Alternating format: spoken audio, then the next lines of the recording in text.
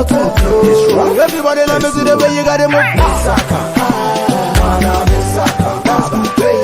Misaka, mana misaka, c'est bouger. Misaka, mana misaka, that's the way. Misaka, see, girl you look so beautiful tonight. I can never get you out of my mind. And I don't wanna wait in vain for your love. I'm begging you to come and be by my side. You're the love of my life. I wanna make you my wife. Wanna be there for you anytime. Wanna be your man. You're the love of my life. I wanna make you my wife. Wanna be there for you. I've been lonely solo with one at you. I am me bro. So I met this girl that stole my heart, my body and soul. People think I'm crazy just because I love you, Tracy. I wanna marry my baby, take you home and make my wife. And yes, I made that out. I drank a sapana, me warm out. It's me who I'm out. I see I will baby, I'm out. I go climb the mountain, sail the ocean, plug them all for you. And I wanna be your man, so my baby understand. If you be my baby girl, I can be your Superman. If you be my only one, I can be your candy man. Come on, make me fly away to the sky. Girl, I wanna be your man, so my baby understand. You're the love of my life. I wanna make you my wife. Wanna be there for you anytime. Wanna be your man. You're the love of my life. I wanna make you my wife. Wanna be there for you anytime. Wanna be your man. Everybody let me see the way you got it move. Misaka, mana misaka, that's coupé. Misaka, mana misaka, c'est bouger. Misaka, mana misaka, that's coupé. Misaka, one by one, baby, let's go. Two by two, let's start the show. 3x3, make it chop my dough. Let them talk, we no stand no. Yeah, do that, shawty, make it do that. Do that, I like that, make it never stop that. Stop that. Serious. Too much love, challenge dangerous. He could get too scandalous. Angola, this girl is so fabulous, so fabulous. I will carry your bone for you, break my jaw for you, cut my head for you, sing a song for you, dedicate to you. You know my love is true. So take me to your mama, take me to your papa. Girl, I can't deny it.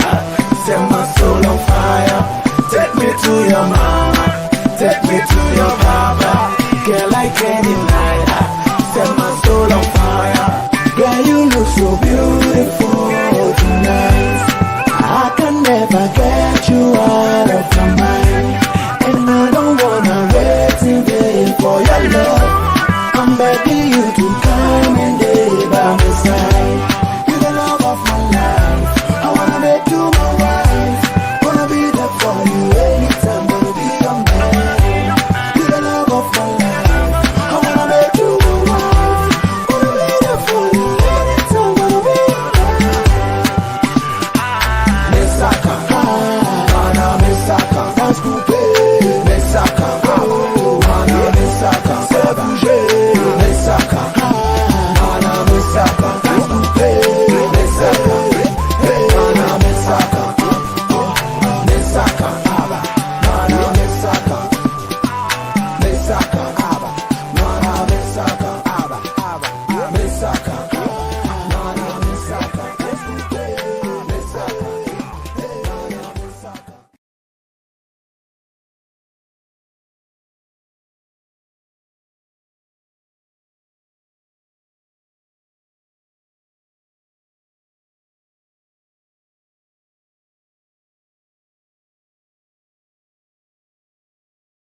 Hey guys, hope you guys can hear me. Okay, so I wanted to talk about the Africans that are crossing the Sahara Desert. This has been something that's been happening for years. The first time I heard about it was 2012, and apparently this has been happening even before Gaddafi was murdered. So honestly, like, I say I feel bad. Not really, kind of, but not really. Um, and there are so many reasons why. Um, Let me just start with the first reason, right? You cannot tell me that you're piss broke, that you're so broke, but you have money to leave the country. Okay. Any route that these people use to leave the country, they have to pay. Okay. So you cannot tell me you're that broke, but you can somehow find money to leave the country. Like, I don't buy that. So that's number one. That's why I feel bad, but how bad do I really feel? You know, how bad is your country that you're willing to risk your life to go to someone else's? Do you get what I mean? Like, it's like, is it too much to ask for you to travel responsibly? Is that really an expectation that is so far off to have? These are the same Africans that will, when something's wrong with their country, they'll go to the UN, they'll go to the EU, they'll go to the US Africa summit, be like, we need help, we need help with that, we need help with that.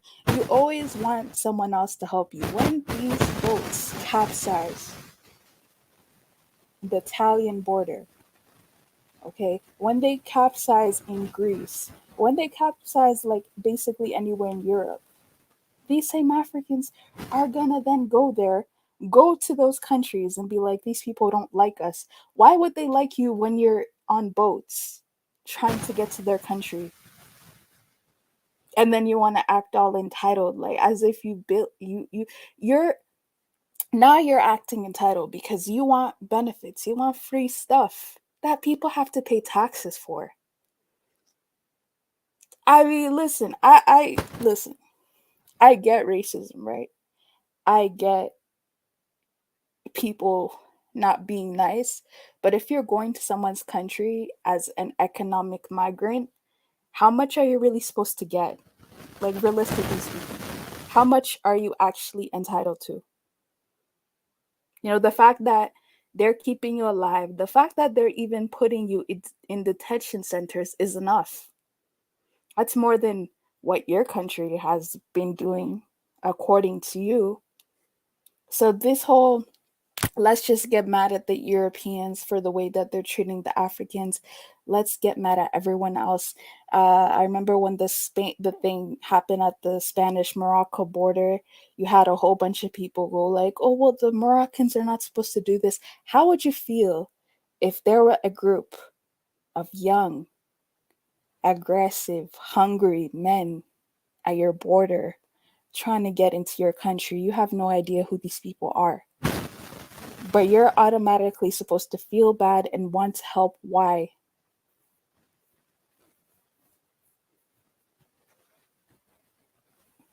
Let me play the video of the Morocco thing. Because when that happened, a lot of people were like, oh, well, these are Africans. These are Africans. They're not supposed to treat us like that. Why are you over there?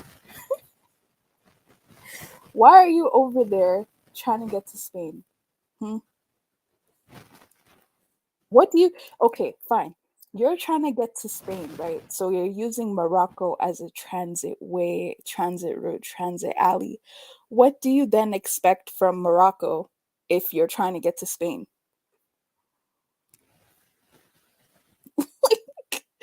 It's like the entitlement is ridiculous. You know, the entitlement is actually ridiculous, man. I don't blame the Moroccans. Hey, I don't agree with them being so forceful, you know, but at the end of the day, if they were freaking out, they were freaking out. What can I say? Are you sick of having issues with your webinars, All right. wasting tons of time on troubleshooting with attendees? If so, you need. An influx of thousands of migrants has caused a diplomatic row between Morocco and Spain and raised concern about the fate of those streaming in from North Africa into Ceuta. So, why are these people taking this risky route? And how does it affect migration across Europe? This is Inside Story.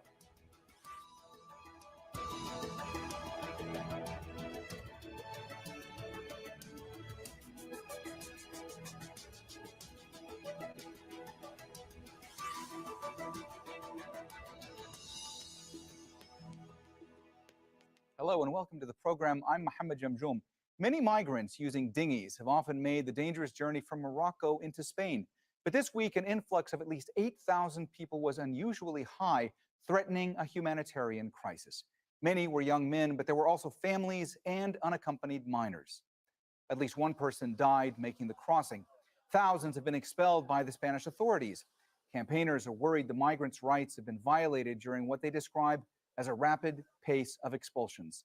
The number of arrivals has now dropped in what appears to be an attempt by Moroccan authorities to tighten border controls. Police scuffled with people as they tried to force their way into the Spanish enclave of Ceuta. The event has caused a diplomatic row between the two countries. We'll get to that in a moment, but first, let's hear one boy's story. You watch your parents unable to work. The education system is very weak. What can I say? People don't have much to eat. My parents thought that if I came here, I could have a future over in Morocco. Even with a diploma, it is like you have nothing. I'm cold. All I want is some clothes. I don't have anything.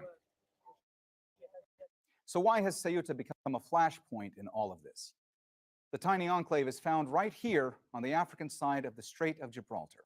It's one of two Spanish territories on mainland Africa. Despite fences and strict policing, thousands attempt to cross from Morocco into Ceuta every year.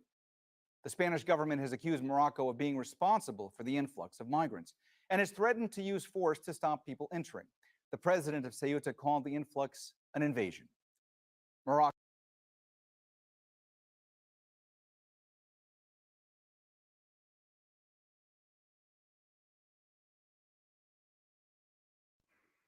Okay, sorry, my bad. Is the audio better now? But basically, this is entitlement. This is such entitlement. You had other Africans from other countries go like, "Why is Morocco treating us like this? What does it have to do with anything? What does this? Why are you? What country are these people coming from? Because even if your country has a civil war, there are silent there are asylum programs that you could apply for properly. This is not how you get to other people's countries. So why are people making excuses for bad behavior? Why are people making excuses for this type of stuff? I don't know Morocco's GDP. I don't know their national GDP, to be quite frank. I don't even care to look it up right now. But I'm sure Morocco doesn't have the resources to deal. When was this? Let me double check.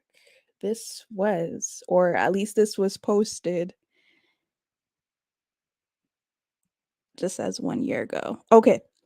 May 20th, 2021. So it happened around then. Okay.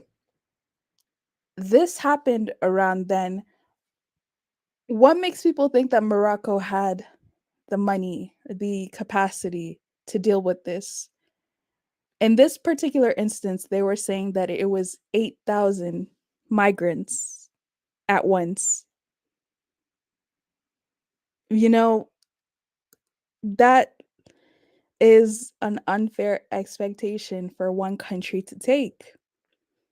And at that time, they were saying that this was an uptick.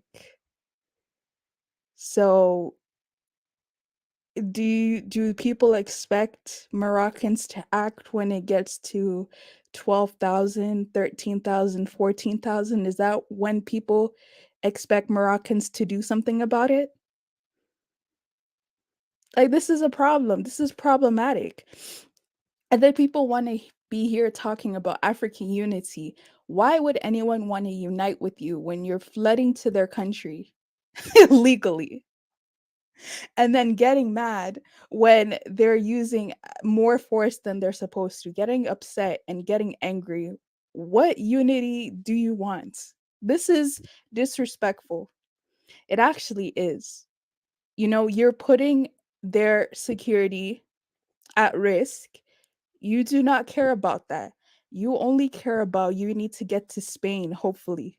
That's all you care about. That's rude. Not even good guests.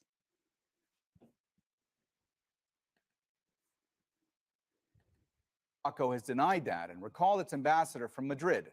Rabat is reported to have been angered after Spain allowed in the head of the Polisario Front, Ibrahim Ghali, for medical treatment last month. The Polisario Front and Morocco are technically still at war over the Western Sahara, a former Spanish colony in North Africa that's been under Rabat's control since 1975. And Morocco continues to claim the enclaves of Ceuta and Melilla. On Wednesday, Spain's High Court summoned Ghali over alleged war crimes, but he refused to acknowledge it.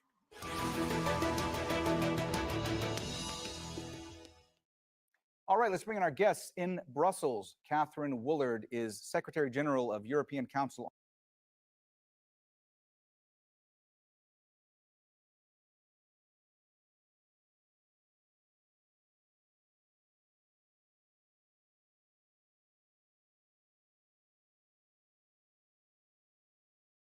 Roses, but many of these migrants are eager to leave. Around 140 Nigerians were jetted out of Tripoli on Tuesday. They catch me on top of the sea. Yes, I'm happy that I'm going back to my country. I survived it. Libya's internationally backed government says it's stepping up efforts to repatriate stranded refugees. This, after a recent revelation about smugglers auctioning off migrants as slaves, has sparked international outrage.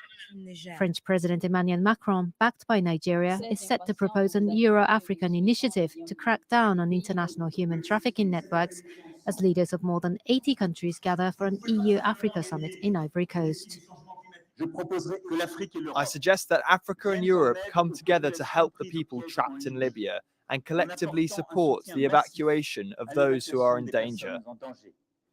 The UN held an urgent Security Council meeting on Tuesday to respond to the plight of modern-day slaves, and its migration agency called on Tripoli to shut down dozens of detention centers.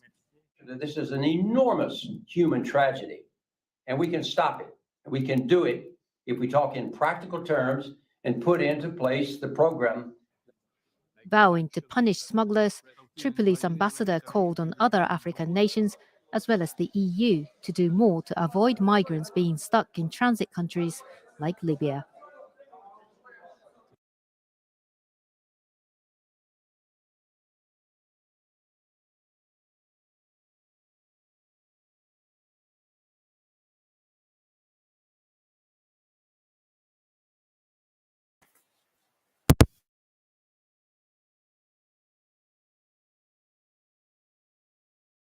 So those would be a couple of examples. And the situation in Libya, I can't lie because I know a lot of background information on it. I can't, well, more than most people, especially most people watching this stream.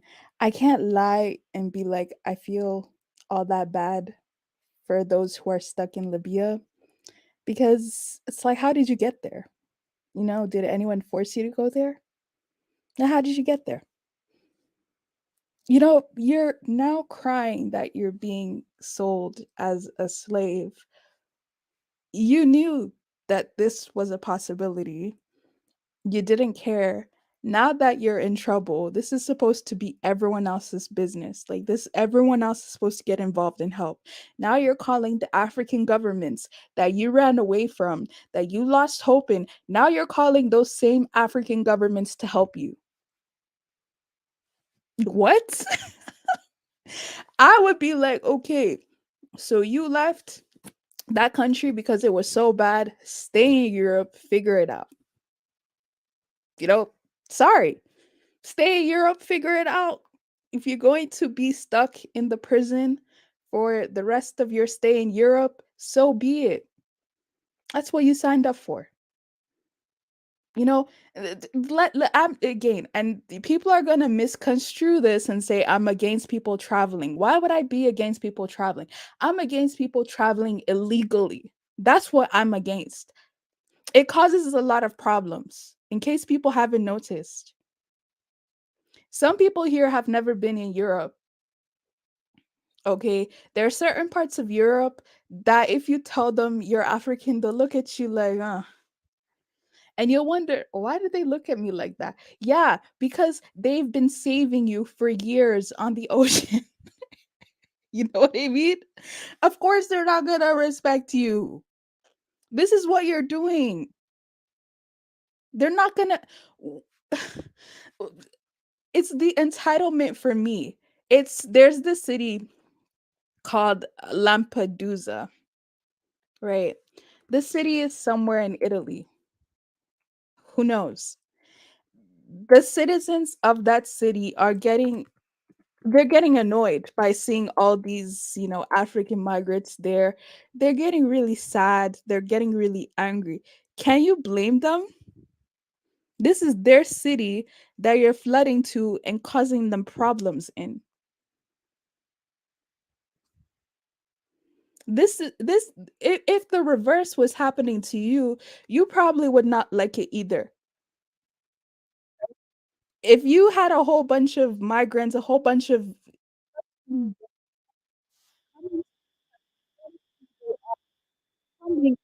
things, you would probably be like, why is the government allowing this?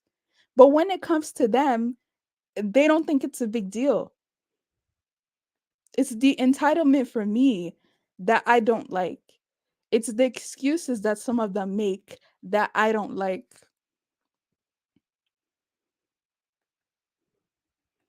And I've said this before, if your country is going through a civil war, there are ways that you can get to someone else's country without risking your life. There are. The wait time may be long, but there are ways. So no one needs to buy these excuses that you're making. This is wrong and it has to stop. It's not helping the face of Africans or Africa at large, to be quite honest. It's not. The aquamarine waters of the Mediterranean, surrounded by craggy cliffs, keep luring tourists to these coves. However, vacationers aren't the reason this small Italian island has made headlines in recent years. In 2013, 368 migrants and refugees died when an overcrowded boat capsized near Lampedusa. It was one of the worst shipwrecks in modern European history. Francesco Barada's father was fishing with a friend when he heard cries for help. He rescued a dozen people and became a national hero. The people who think all migrants are criminals don't understand what it means to suffer for something and forget that the Westerners have exploited the same Africa they came from. After people protested, the days when asylum seekers arrived and roamed the narrow streets are long gone. Now their presence is invisible to most, prompting one woman to accuse our crew of spreading misinformation. There is a problem. When the sea is very calm like today, we see at least 1,500 people arriving each week. They are immediately transferred to Sicily or somewhere else. We don't see them on the island. Yet the Migrant Welcome Center is overflowing. The uptick in arrivals coincides with the collapse of Prime Minister Mario Draghi's coalition government. This month, he announced his resignation twice. Far-right and populist parties torpedoed Draghi's government and are expected to prevail in snap elections on September 25th. The Maggiore siblings come from one of the oldest families on Lampedusa. They make a living selling produce out of a truck in the city center. We should vote for the far right and give them an opportunity to run the country before we say they are not good. Currently, migrants are coming here every day without any rules.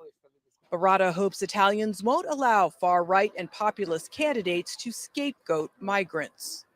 Almost a decade later, his father has remained in contact with some of the people he rescued, and he says the sadness in their eyes remains. Natasha Ghanem, Al Jazeera, Lampedusa, Italy.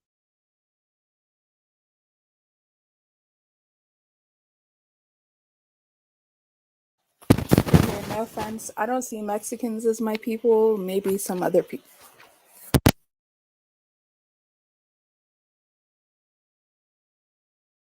Some other people see Mexicans as their people. I don't see them as my people. So if they're doing that to get to the US, I don't really care about that, to be quite honest. Like I don't.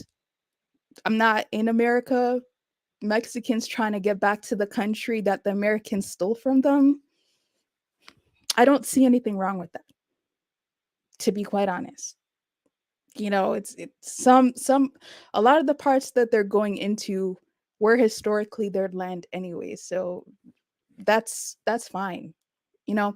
But I'm saying in this case right here, yeah, crossing illegally by risking your life to go many kilometers to a different continent is not the same.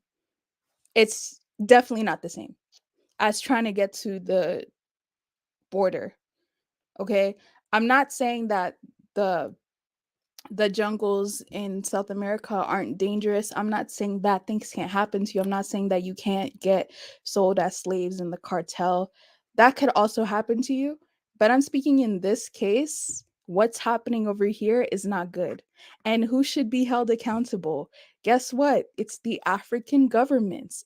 It's not the European governments that should be having, having to put aside taxpayer dollars to help the Africans. It should be the African governments that should be making their countries better so that the Africans don't have to leave like that in the first place.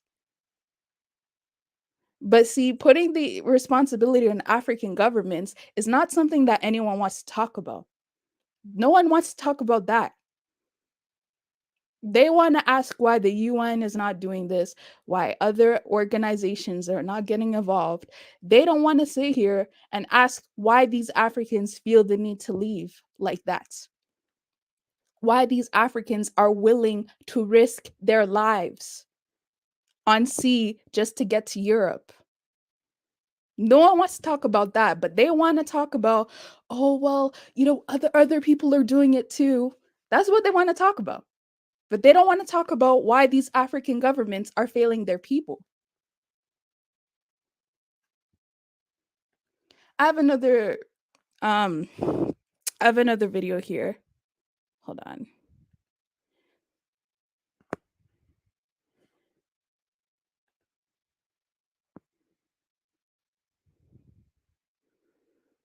And this has been a problem for at least 15 years now. So we could stop acting like this has started to some people are just getting aware of this. That's fine, but this has been happening for a very, very long time. Something could have been done about this. And I'm assuming nothing's going to be done about this, which is unfortunate, but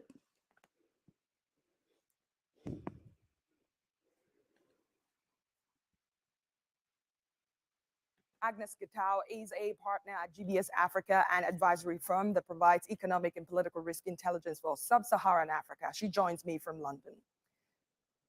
Agnes, why do you think we're witnessing an upsurge in the number of Africans illegally crossing the Mediterranean? Josh, thank you very much for this opportunity, but allow me to correct the common narrative that Africans are fleeing in numbers to Europe through the seas. Those numbers are worrying, and they obviously highlight the difficult challenges that migrants have to go through. However, the reality is a lot more Africans are fleeing war, starvation, and poverty to African countries, not to Europe. Well, I totally agree with you on that note, but we've certainly seen a sudden surge in the first quarter of the year. Why do you think we're seeing a resurgence of that?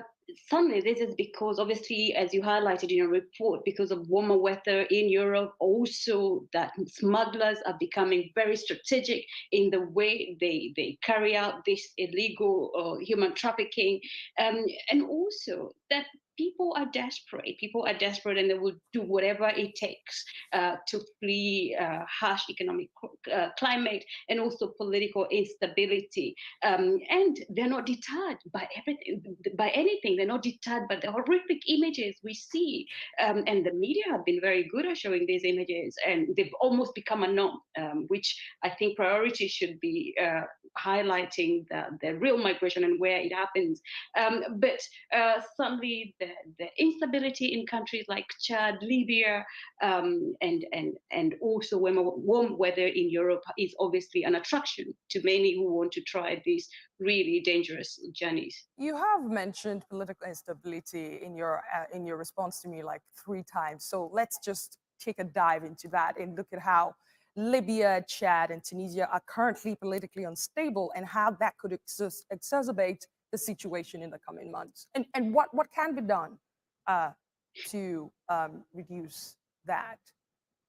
One of the key areas, and I think a lot of policymakers fail to address, is why do Africans risk such dangerous journeys to play? Why?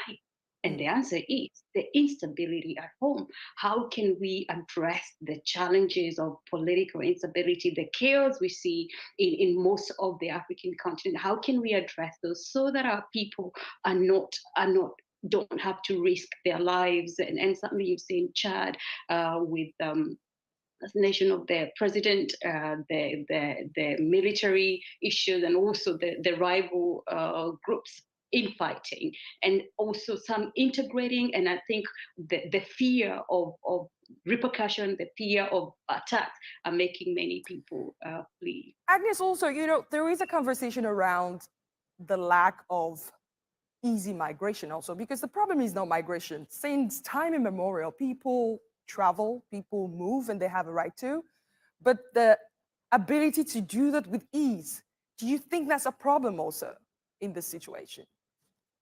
Absolutely. And also making these migrants and refugees criminals. They are not criminals, just they're people like you and I, or hundreds of people watching these programs.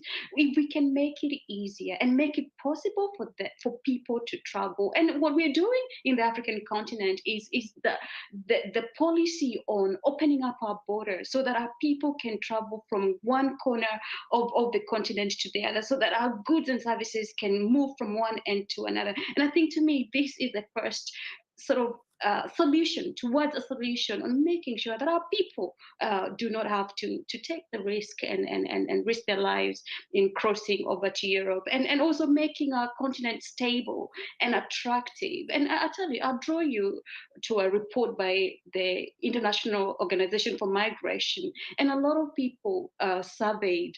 80% of young Africans, even in countries like Eritrea, Chad, Guinea, and Niger, were very careful to say they had no business going to Europe. They wanted to stay in the continent if the conditions were better. So why do they flee? That's what we need to address, and address those root causes at home, so that Europe don't have to take a responsibility of our people.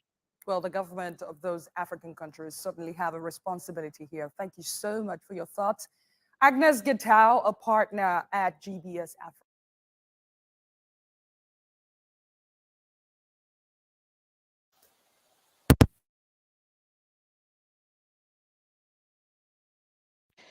I like how in that video, they briefly explained why Africans are leaving. Um, I don't know. I still don't believe that. I don't know. I don't believe in most of the excuses that you have to leave because of this and this and this. As I mentioned many times before, I'm not against traveling. Okay. But the way that these people are sacrificing their lives to try to get to Europe, that's kind of crazy. You know, no one else is sacrificing their life to get to your country, but you're doing that to get to theirs and justifying by saying, oh, there's poverty, there's struggle. That's literally the only reason you see, oh, things are not going good. So you're telling me that being stuck in the detention center in Europe is better than what you're dealing right now? So that's usually what happens. A lot of these migrants, they don't come to Europe and they're successful. A lot of these migrants in Europe are doing shady things. To be quite the ones who took the illegal route, because if you're taking the legal route, you don't have papers, you don't have documentation, you don't have legal, like no one knows that you're there unless you get papers, unless you go through that whole process. So these migrants are not going there and becoming billionaires for the most part. Okay? People are going to be like, "Oh, Francis Ngannou, whatever his name is. I can't even say his name." People are going to be like, "Oh, well, look at someone like him." Yeah, if everyone was able to cross and, become a celebrity, don't you think that's what everyone would be doing? So that's an exception to the rule. That's usually not what happens when you cross.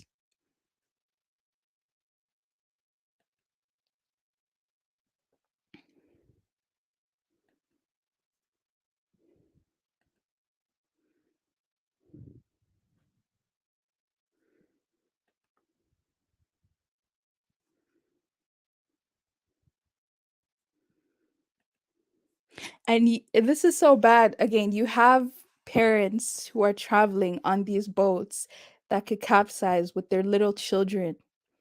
You have teenagers who are trying to get to Europe by themselves, not knowing anything about the world. You have people that are extremely desperate. You have people that are saying, "Okay, I'm gonna start a business." They steal their family's money, they sell all their land to become a cook or to become a farmhand. Like this is not good. This should not be normalized. I sympathize, I feel bad, but at the same time, when I look at some of these stories and when I look at some of the things that people do to try to get to Europe, it's like you really could have not done that. You didn't have to do that. Do you get what I mean? That's the part that, you know, it's sad to say, but it's just a reality. You did not have to sell your family land to try to get to Europe.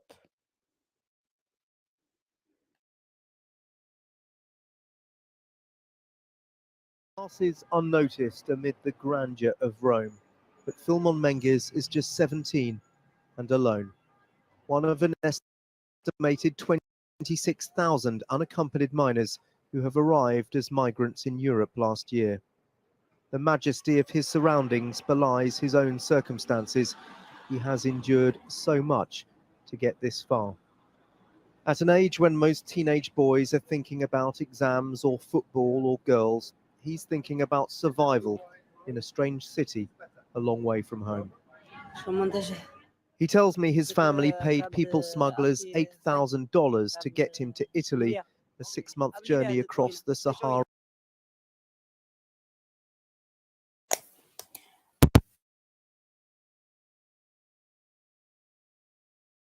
$8,000. Would it be so evil for me to assume that they're talking about 8,000 US dollars? So his parents apparently paid 8,000 US dollars for the smugglers to get him to Italy. And people are saying this is the only way? Okay, sure. Mediterranean in which 7 of his companions died.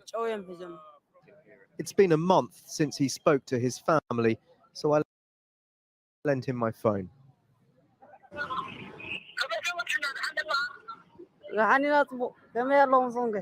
The smile says it all. And you've been here for... He shows me the squat where he's living rough. This former university office is his bedroom. This sofa is where he sleeps. Watched over by a fellow migrant who says they've made such perilous journeys to escape often indefinite military conscription. A lot of young people are die in Sahara Desert also. It's a difficult life for these young people. There are more than 1,000 Eritreans occupying this one building in Rome, apparently ignored by the Italian authorities. Filmon is just one of 11,000 underage, unaccompanied migrants that the Italian authorities know entered Italy last year. But 7,000 of those have disappeared, part of a Europe-wide crisis, the scale of which is difficult to grasp. Filmon clings to his Christian faith as he tries to navigate through the countless dangers on the streets. Like so many other young people swept into Europe on this tide of migration, he is praying for a better future on a continent where he thought life would be far easier than it is. Dan Rivers, News at 10, Rome.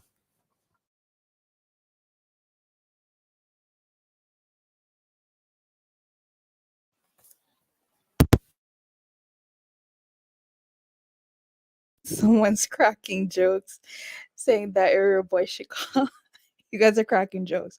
But okay, I don't blame the child in this case, right? I don't blame his child. Even his parents were they set him up to do this. So I don't even blame him.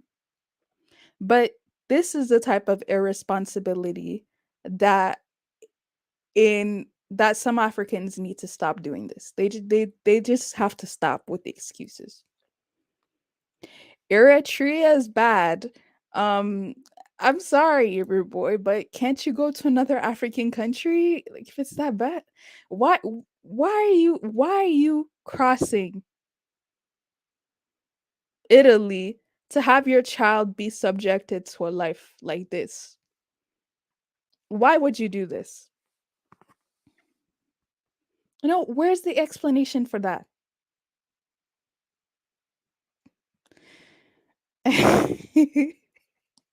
And yes, apparently there's a lot of Eritreans over there. It's causing a problem, you know. Instead of talking about how we can fix it, we're just gonna sit here and act like this is not happening. And then when some Africans in Italy are being made fun of, which has nothing to do with some of us, we all get the backlash because of stuff like this. It's like you're going there, you're forcing them to help you, you're forcing them to give you a job, you're forcing them to integrate you into their society. And then when they see you as dirt, then you want to be mad. That's interesting to me. Okay, so one last video before I open the panel. Um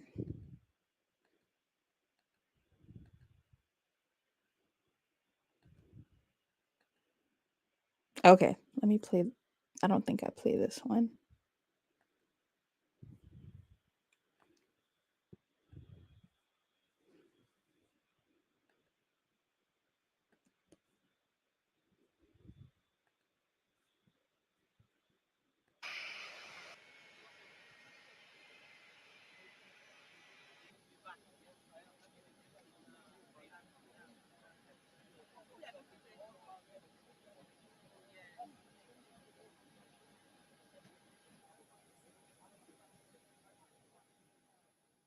My experience life in Libya really was really bad. First and foremost, let me thank the Nigeria government, the IOM, the UN for their support and other ministry that are still making them to deport us from the hands of those wicked, or I don't know how to put them, what to classify them with. Really, we went through here there. Even there are some people there now which are supposed to have been deported. Some of them have spent a year plus in Guinea. Some of them have spent 8 months in different places where they lock them. Some of them have spent 4 months, 6 months, 8 months. Some of them have done their TC. Some of them have not done their TC. They are still there. Some, every self have every dying. Some of them are getting mad, mental problem like this lady here. Some of them are not well. Some are sick. Like me now, look at my eyes now. Look at what I'm passing through. It was an Arab man that used gun to hit my eyes. You see what I'm passing through. I can't ever tell. I don't just know. For those Arab people, we cannot tell. We just pray to God to save us, we Nigerians, another country from the hands of the Libyans. At least they should try their best. I've spent 2 years plus. But for me staying there now, it's close to 7 months. It was because of the sweat. All my body have got white. We have not taken our bath since 2 months. Just to bath, even to brush. If some people should open their body, they fix pipe inside their private part, pipe to piss. Tell some people to open their body. They should put their body for you. You will see that these people have finished us. Is it bullet wound? Is it the gunshot? Even when we are going to eat, they beat us. We are going inside, they will beat us. We are just like slave. This one is not heavy. This one is more than slave. I don't know what to classify with it. If you look all of us now, I don't keep dread. This that kind of hair. I'm a married man, 35 years. I graduated in the data science polytechnic Ogara Otefe. I studied business education, business admin. That's what I read. Look at all my body. Do you know what we are passed through? Go and check others. People start keeping their hairs as if maybe they are mad. Just look at me now. We need people. We need the IOM, the UM to enforce them to deport people. Those that went to lock on code in somewhere. They lost in caravan, they lost in underground, they lost takes us to different places. People out there are suffering. They need help, more help. You know, sometimes when they call us to eat, we eat 5-5, and that 5-5 is one spoon for 5 people, and that is for the whole day. For the whole day. So when UN discovered that they're giving us 5-5, UN now called them and begin to drag with them. So they now begin to give us two times, and that two times is one food every day, one particular food every day. So by then we all are starting seeking. Everybody, some are getting mad. So just a lot of things. We stayed there almost 2 months without taking beds. We are still toileting inside the place. They lock us up. We are toileting inside the place. No flushing, nothing.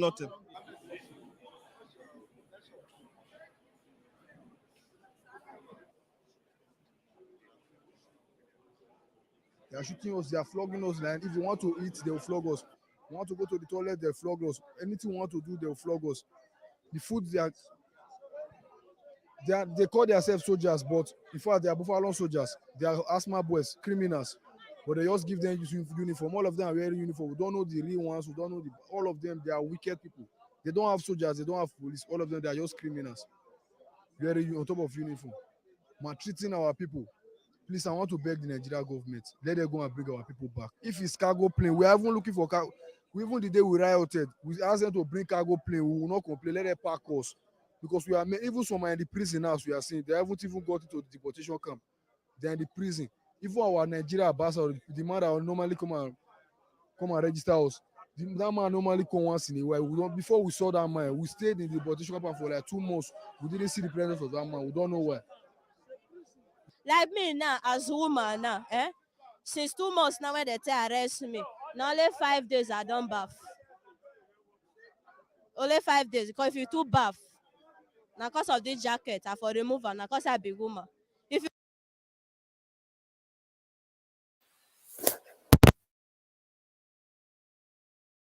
Okay. She's basically saying that for the 2 months that she stayed there, she only took bath 5 days. That she was stuck in the detention center. Yeah.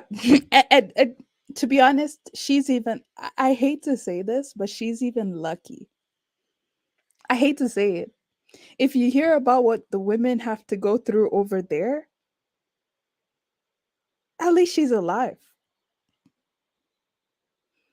At least she's not locked up in somebody's prison basement being a slave for the guards. That's the cold hard truth people don't want to talk about. She's lucky. Yeah, it's disgusting. But it's mild compared to what other women have gone through. Because no offense, but as a woman, you're already seen as the weaker vessel. In another man's country, you're a woman by yourself, your family's not there. You really think that you're going to be put into consideration in anything? If you too bath, your body go dey scratch you. Your body go dey scratch as you dey scratch and go dey pee. Because na salt water now we take the bath. Food you not do. People when they there now maybe by this time now they never chop night food. Oh. That night food now since around 1 oh, till this time. If they want come share now, they'll tell you say, "Got me slaughter, fast, zap." If you not see that, if you see pipe, bros, no pipe there here, not big. They'll use both woman, both man. If we get one boy and I see for there today when they be here, they even shoot for hand about 5 days ago. Why? That they use gun till they tell people make they sit down, and so they release the bullets. The entire body. Many people they die for there, but I thank God say we don't come back. I thank God say we don't come back. Oh. People went to say Libya, Italy. Italy no use you when they carry me on top water. 4 days now they lock me for inside house, no food, no water. I nearly die. Now God when me heaven and earth, now save me.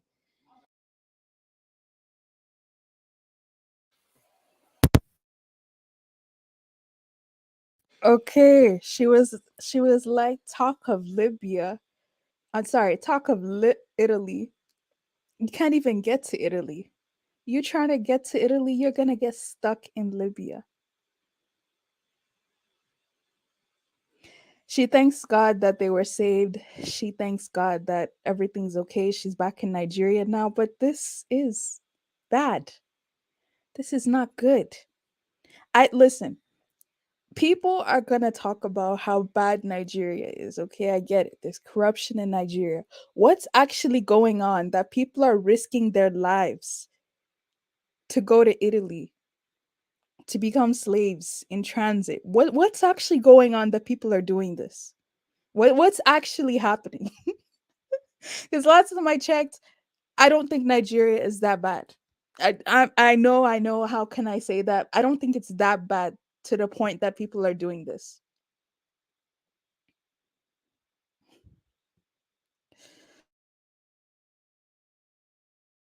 People when they hear my voice, or that they see me for television, or that they hear for radio. If you get 1 naira for Nigeria, you get junior one, you say you no get papa, you no get mama, that make you come out.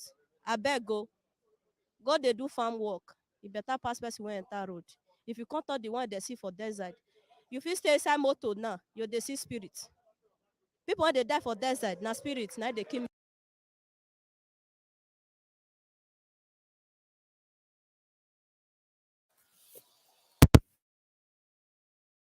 Okay, so she was talking about the whole 1 naira and 1 naira thing. She's basically saying if you have money in Nigeria, try to struggle in Nigeria as much as possible. Because getting to the Sahara Desert, trying to cross that desert to even try to get to North Africa, to even try to get to Italy, the amount of issues that you're going to have in the Sahara Desert,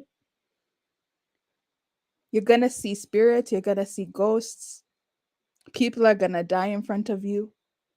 It's like people, I don't think people actually understand how risky this is. I don't think people actually get that before you get to North Africa, you actually have to cross the desert. Do people not understand that? Like people just think that people are appearing from out of nowhere? Do you know how risky this route is? People are just speaking about it. Oh, well, yeah, no, Italy. Those ones that are in Italy are some of the luckiest ones. It's very hard to get to Europe. The amount of people you have to pay, the amount of smugglers you have to pay. If you're getting to Libya, Tunisia, the amount of fake police you're gonna have to, you could be we've already talked about this. The fact that Africans are going there to North Africa being sold as slaves. We already talked, the possibilities are endless. So when people just talk about it as if, oh yeah, no, Italy, oh no, Europe, you don't know how much you have to go to even get to Europe. A lot of people die in transit to try to get to Europe, not even on the water. Forget the water. Even trying to cross to get to North Africa. In North Africa itself, a lot of people die there.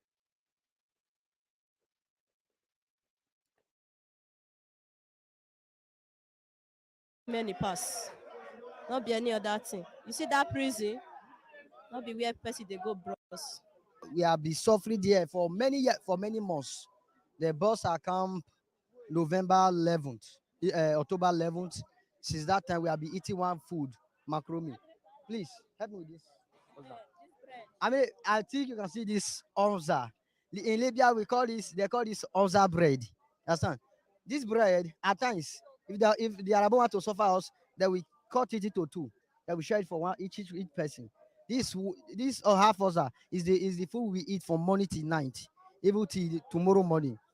Since October 11th, we have been eating macaroni, no even rice, nothing like rice. We have been eating macaroni. They treat us like animals. There is another place called Grayan.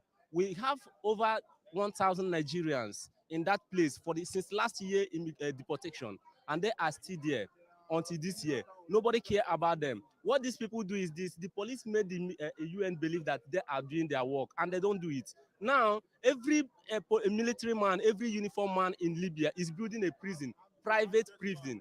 That's what they're doing now. Now they come to the prison and they tell our people that we need banamish. We want to do what they call banamish. The banamish is pick you up and free you, you go to the town. When you go to the town, they go to another prison and lock you up. It is a present business they are doing now. And these people are when they lock you up, what do they do? They go back to UN and tell them they are running a deportation camp, and UN start giving them money. That's the business they are doing now. Thousands of Nigerians are transferring from prison to prison since, and they don't deport them. And they tell you that they want to deport them. When they catch Nigerians on top of sea, it's telling them they don't want them to go to Italy. They bring them back and they put them in prison, and they force them, beat them, torture them, control money from your country. If you should go to a different home, you see there are so many Nigerians that be calling their country, controlling money in this country, and they send it to Libya. They free themselves from those people. They are not officially uniform men. They just wear uniform. They call them asthma boys because there is no government in that place, and they run a prisons and have everything. I have been with immigration for the past 6 months now. I've not spoken to my people. Nobody knows where I am right as I speak. They took everything I have, all the money I worked, all my phone contacts, everything. They don't want me to call anybody, talk to anybody. Even others that are still there, it's the same thing they are doing to them. And that's what they do. They will make our government to believe that all is well. Nothing is well. A country like Libya is not friendly at all. I'm being fat here. Did you see anybody who was sold into slavery? Steady, it happened. Even me, I was begged by the officer to follow him. He wants to transfer, he take me out of. I told him, I know what you are doing. I don't want to go. So many of them are being carried every day. They'll transfer them to another prison. Some of them, they'll take them to their private house and lock the door. Look at my hand. This is what they did to me. These people came to my house. I rented the house. I paid for the house. They came there and told me that they have a work. I'm a gas engineer. I was doing a work. They came and told me they have a work for me. And I went to do the work. They took me to a warehouse and locked the place up. We have over 150 Nigerians inside the place. And in my present night, 3 Nigerians were shot dead and thrown into a river in a place called Suleiman.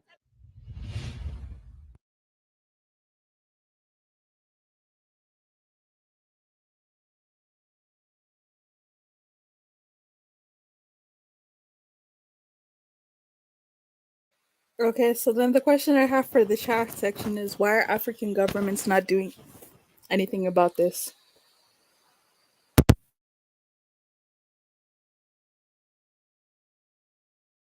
Why are African governments not getting involved in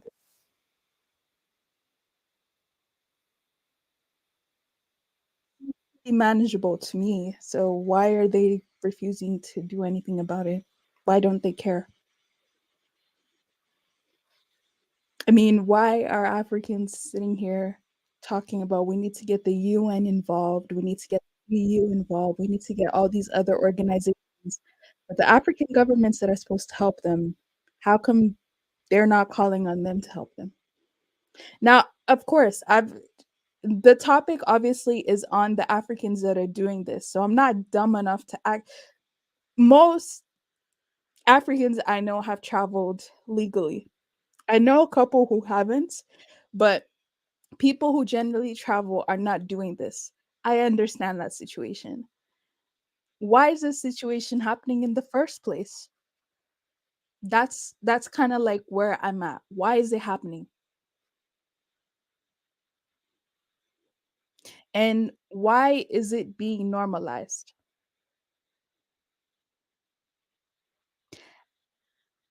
I'll tell you, I've watched a couple of these programs from Africans of different countries. So we don't need to talk about one country. These are Africans of different countries doing this. All of their reasoning seem to be very vague. There's never really one big reason like, oh, the government is bad, oh, the government's this, the government's that. Where is the government good? Where is it?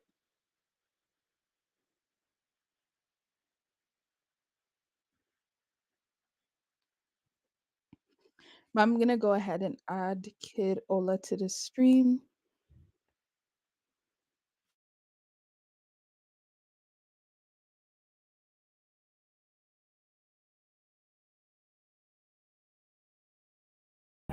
Yeah,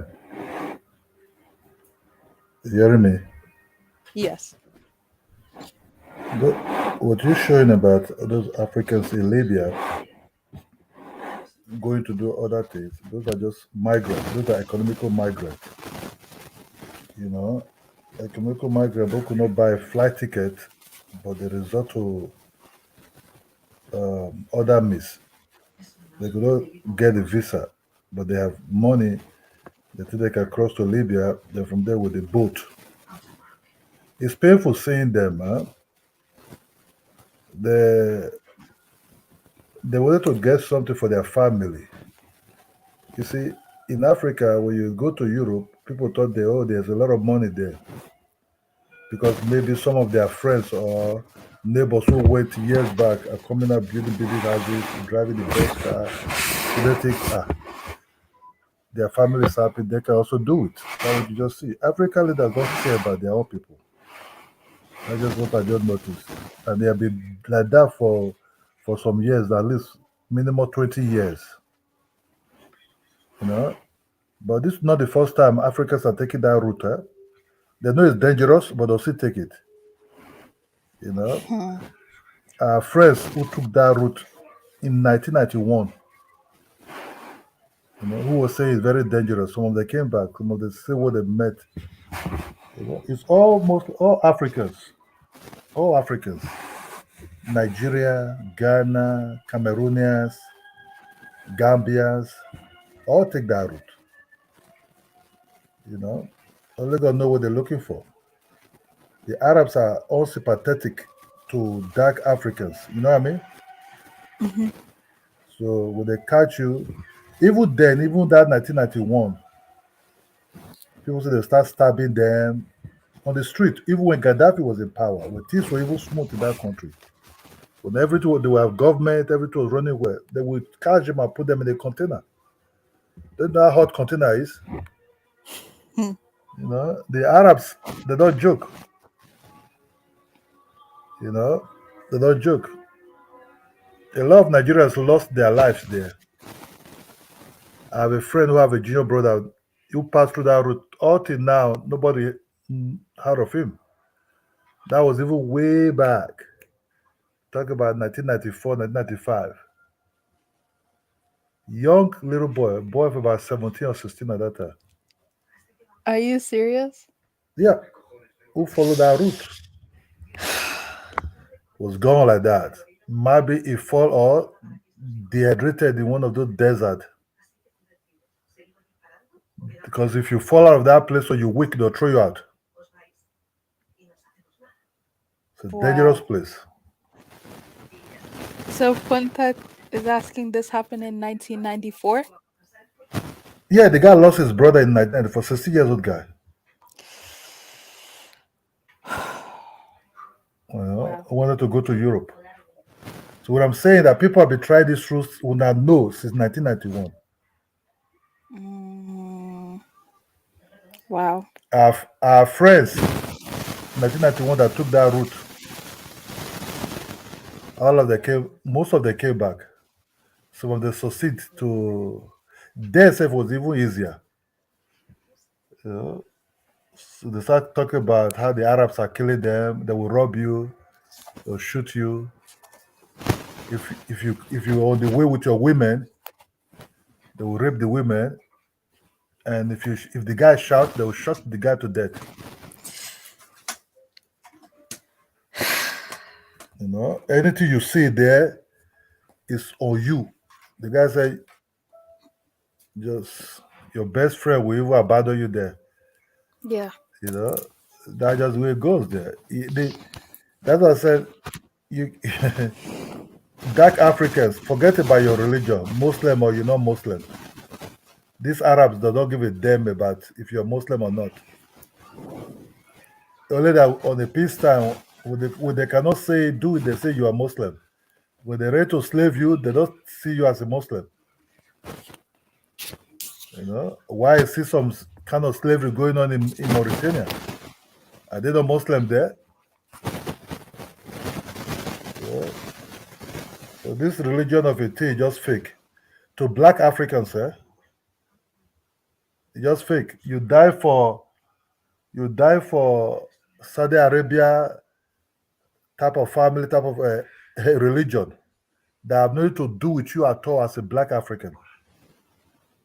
You know, that's why you saw this Boko Haram, all these useless ones that is killing people in Burkina Faso, all those areas. Why are you killing your dark skin for people who will never ever recognize you? If they're able to slave you, they will slave you. You know, how do you think Omar become having Kenyans as slaves here? How do you think there were slaves in? If you go to somewhere like in Arab country like Iraq, even Syria have black people. Even Turkey have some black people there also, but they're called on the name of religion. You know that we are one. Only when it's you know only when it benefited to them, they will say you are a Muslim. They will try to be nice to you. Black Africans are to their eyes are like something else. You know, Africans should understand. Black ones should understand, especially West African Muslim who want to sing the music of that nonsense. Also, the Christians also they brought to us as as as as Africans. Christians, Muslims, these are foreign religions to us. These are religions they brought by killing, not by peace. You can see what happened in Libya now. Most of these guys that you see now crying, and most of them are Muslim Nigerians, you know, from the south side. You know, most of them are in that place. So all this so-called Christian religion, you know, if Christian was so good religion, why did slavery happen in Africa? Not the same Bible they were reading, New Testament. Islam came. We all know how Islam came to West Africa.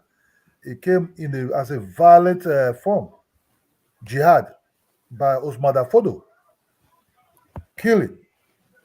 That's how it came.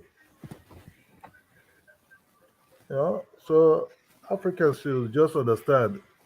Arab mother laugh with you. He laugh with you because people are in. There's nothing going on to how to slave you at that moment.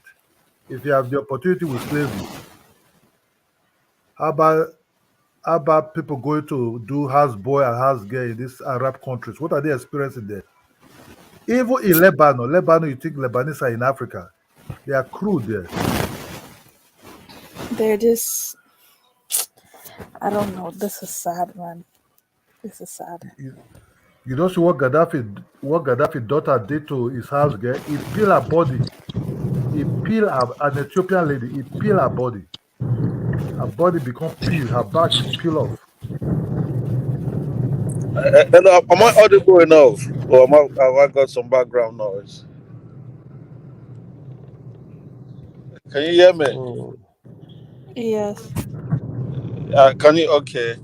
I'll call back, but I just want to say this. You know, when I look at these images, there's one thing that comes in my mind. It's just pride. Okay. I think if you yourself as a human being, if you have pride in yourself, things like this will not happen to you. Most of these people don't have pride in themselves. You understand? That's why they sell themselves so cheap. And that's my problem with Africans. You have zero pride for yourself. And if I tell you, if a sheep come now, African millennia in Africa, and they said, you know what, we want Africans to go to Europe, we will slave you for 6 months, and after you'll be free. I swear to God, Africans will pack themselves inside that ship and go to Europe to be enslaved for 6 months, and after they give them freedom. Now, you understand? The problem is pride. At the end of the day, anyone that has got pride in themselves will not subjugate themselves in such a situation. It's not about religion, it's not about anything. At the end of the day, it's pride. If you don't have pride in yourself, people don't see you as valuable. If you have pride in yourself, people will respect you. That's just what I want to say. I'll call back. I'm just going somewhere, then we can have this discussion.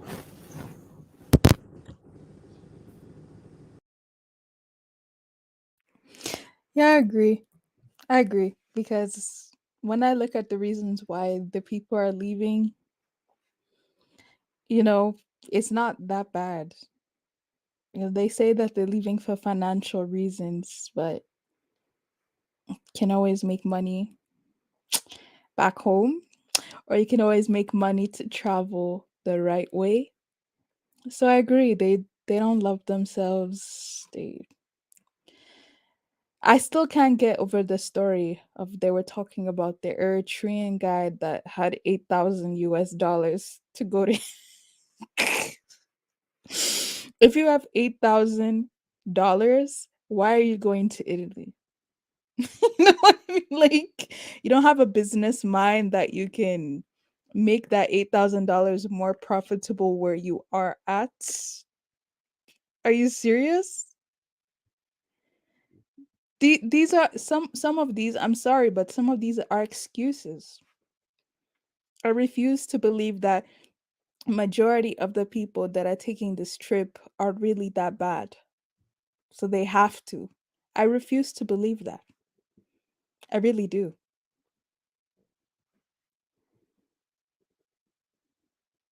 Yeah, look, Leonard.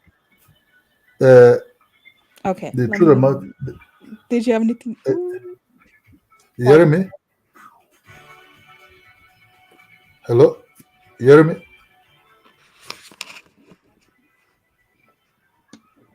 Hello?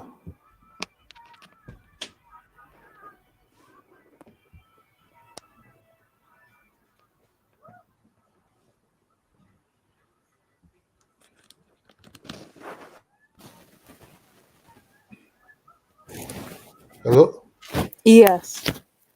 So look, what you what you see is this: when West Africans, they have to learn how to do well and take care of their own people. That's just the truth. Our leaders are heartless and blind. They don't care about honoring their citizens. They just care about themselves and family. Running the country is just for them, or sometimes they can run good. You understand? But they don't care about what we call citizen. Citizen is your people, no matter what it is. But most of them also go out. Some of them also went there also out of greediness because I don't see why you'd be taking the desert when you know they say the route is still bad. You still take that risk. Some people say, "Oh, associate, why don't you take it? Be a man, take it." But you know the route is bad. It's warm. Anything can happen. If those cars break down there, you are dead. Nobody will ever come and rescue you. There, when you get to Libya, you know those people are very, very wicked. You understand? They're very, very wicked. Forget this niceness that I understand when somebody does not show their true color, that you think, oh, they're very nice. You understand? They're not really nice. They're not really nice. If you go to like other places, you understand that this passing through Arab territory in anything, they can tell you we're one Africa. They're nothing like one Africa. They don't want to even be. When they say Africa, they measure you. If you tell a Libyan man Africa, it will point to Mali. It's Mali even border there. It's Mali Africans. You know, if you take this is just on the this is like a very big prison in Libya by jailing this African who nobody forced them there. They forced themselves to go there. You know, they'll be very nice to Africa agent who also carry their people to become like house helper in some of these countries, Lebanon. You know, Lebanese are in Africa. We're very nice to them. But what happened to our guests who are going there? You know, who are going there for housekeeping? What is happening to them? Either they rape them or they kill them. How about Saudi? How about some of these countries, all these they are Middle East countries? It's all bad news. That's even a safe territory that the government is there, but still the people are very, very wicked. Gaddafi's daughter is an Ethiopian woman, a has hyper, he peel her, the whole skin, her back will peel off. For what? You know? So these Hey, people are not really, these people are not nice. okay, hey, can I say something? Hello, Kidola, an African millennial. I haven't listened for a long time, but I was gonna respond to African millennial talking about why would someone with that has like $8,000 in their pocket risk the adventure of going to Europe and with everything that we know about, like, you know, the journey. So, you know, I understand Africans a lot, especially the poor. My my fight is for the poor. I don't care about people that have means in Africa because we have a culture of not caring about the poor. Like when if you have money, if you're coming from a family of people that are secure, you basically disregard the rest of the population. Like that's just the culture. The government does that. Mute us. You cannot speak up. Nobody. I mean, you cannot. Nobody listens to your day-to-day struggle. If you have $8,000 coming from a poor family of people that have no hope, their grandmom, their uncle, everybody's poor. You have $8,000 and you risk your life. It's for all that people. I have heard people say, I'd rather die in that desert than stay in the African country and go through struggle. And no one like seems to even, it's not even like we attempt to resolve our issue. We basically just ignore those people that go through a living hell every day on the African continent, like the local. There are people that I don't know when the next meal is gonna be. They have no school fee. They have no hope. Basically, they know nobody in any kind of like corporation or a good company that will hire them when they graduate from school. And you guys know that's the reality on the ground. When you are going to school, even what you're studying whatever your major based on that. Oh, I have an uncle in Shell that when I finish, he's gonna negotiate for me to get in there. If you are someone that has no one, I mean, when you risk your life, it's not even for you. At that point, you're already even dead in your mind. You're going for life or dead. You understand? So those people are not like you and I that are like have other option, that are seize option. And the way things are set over there, it is so difficult. We are against our own self. I mean, even the structure on the ground, the way things are set up. Even when you're a young person, start a little business, those same people are the people that's going to harass you on a daily basis.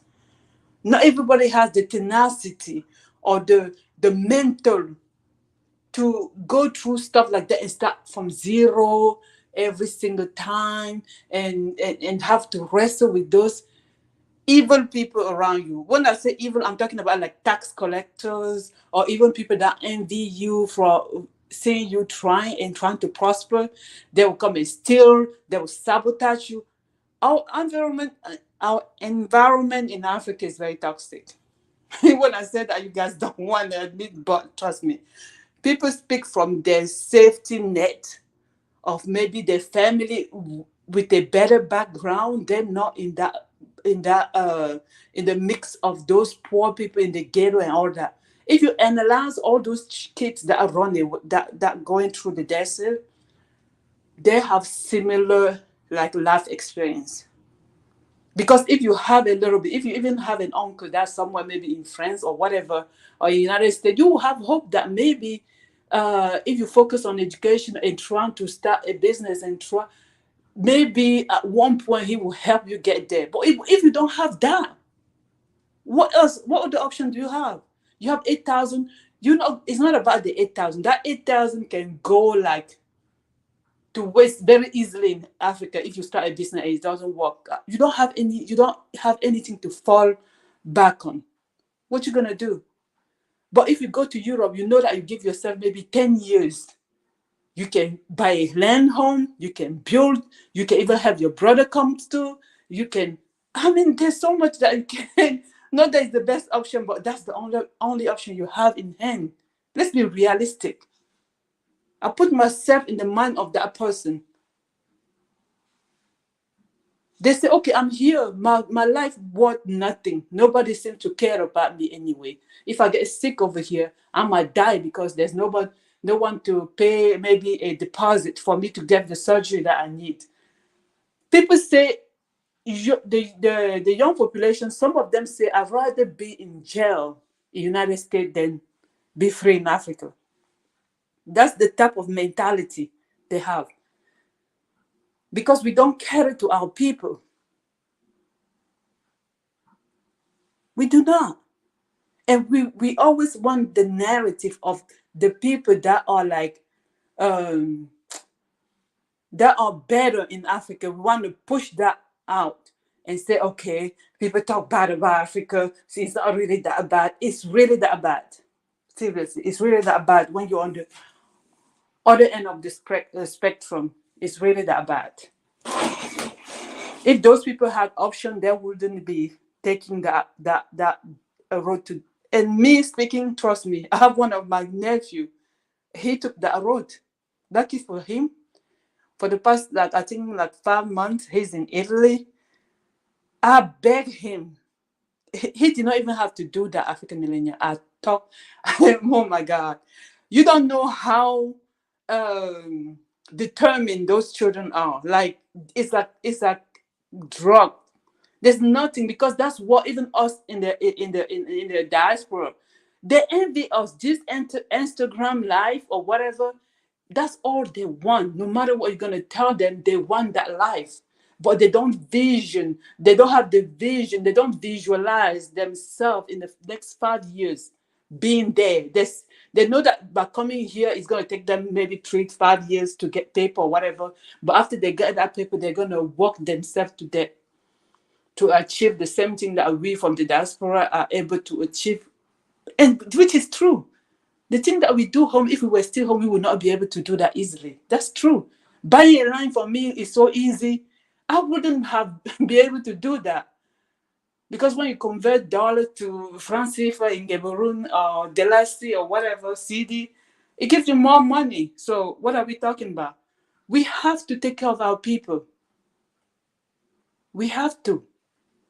That's why we have to speak up against all the injustice that goes on over there. I'm done for now.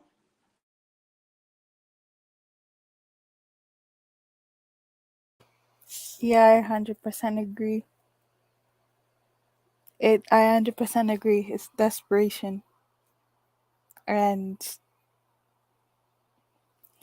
I don't know. I don't know where to start. I don't know what to do about it, but African governments, African society, African culture has to do better.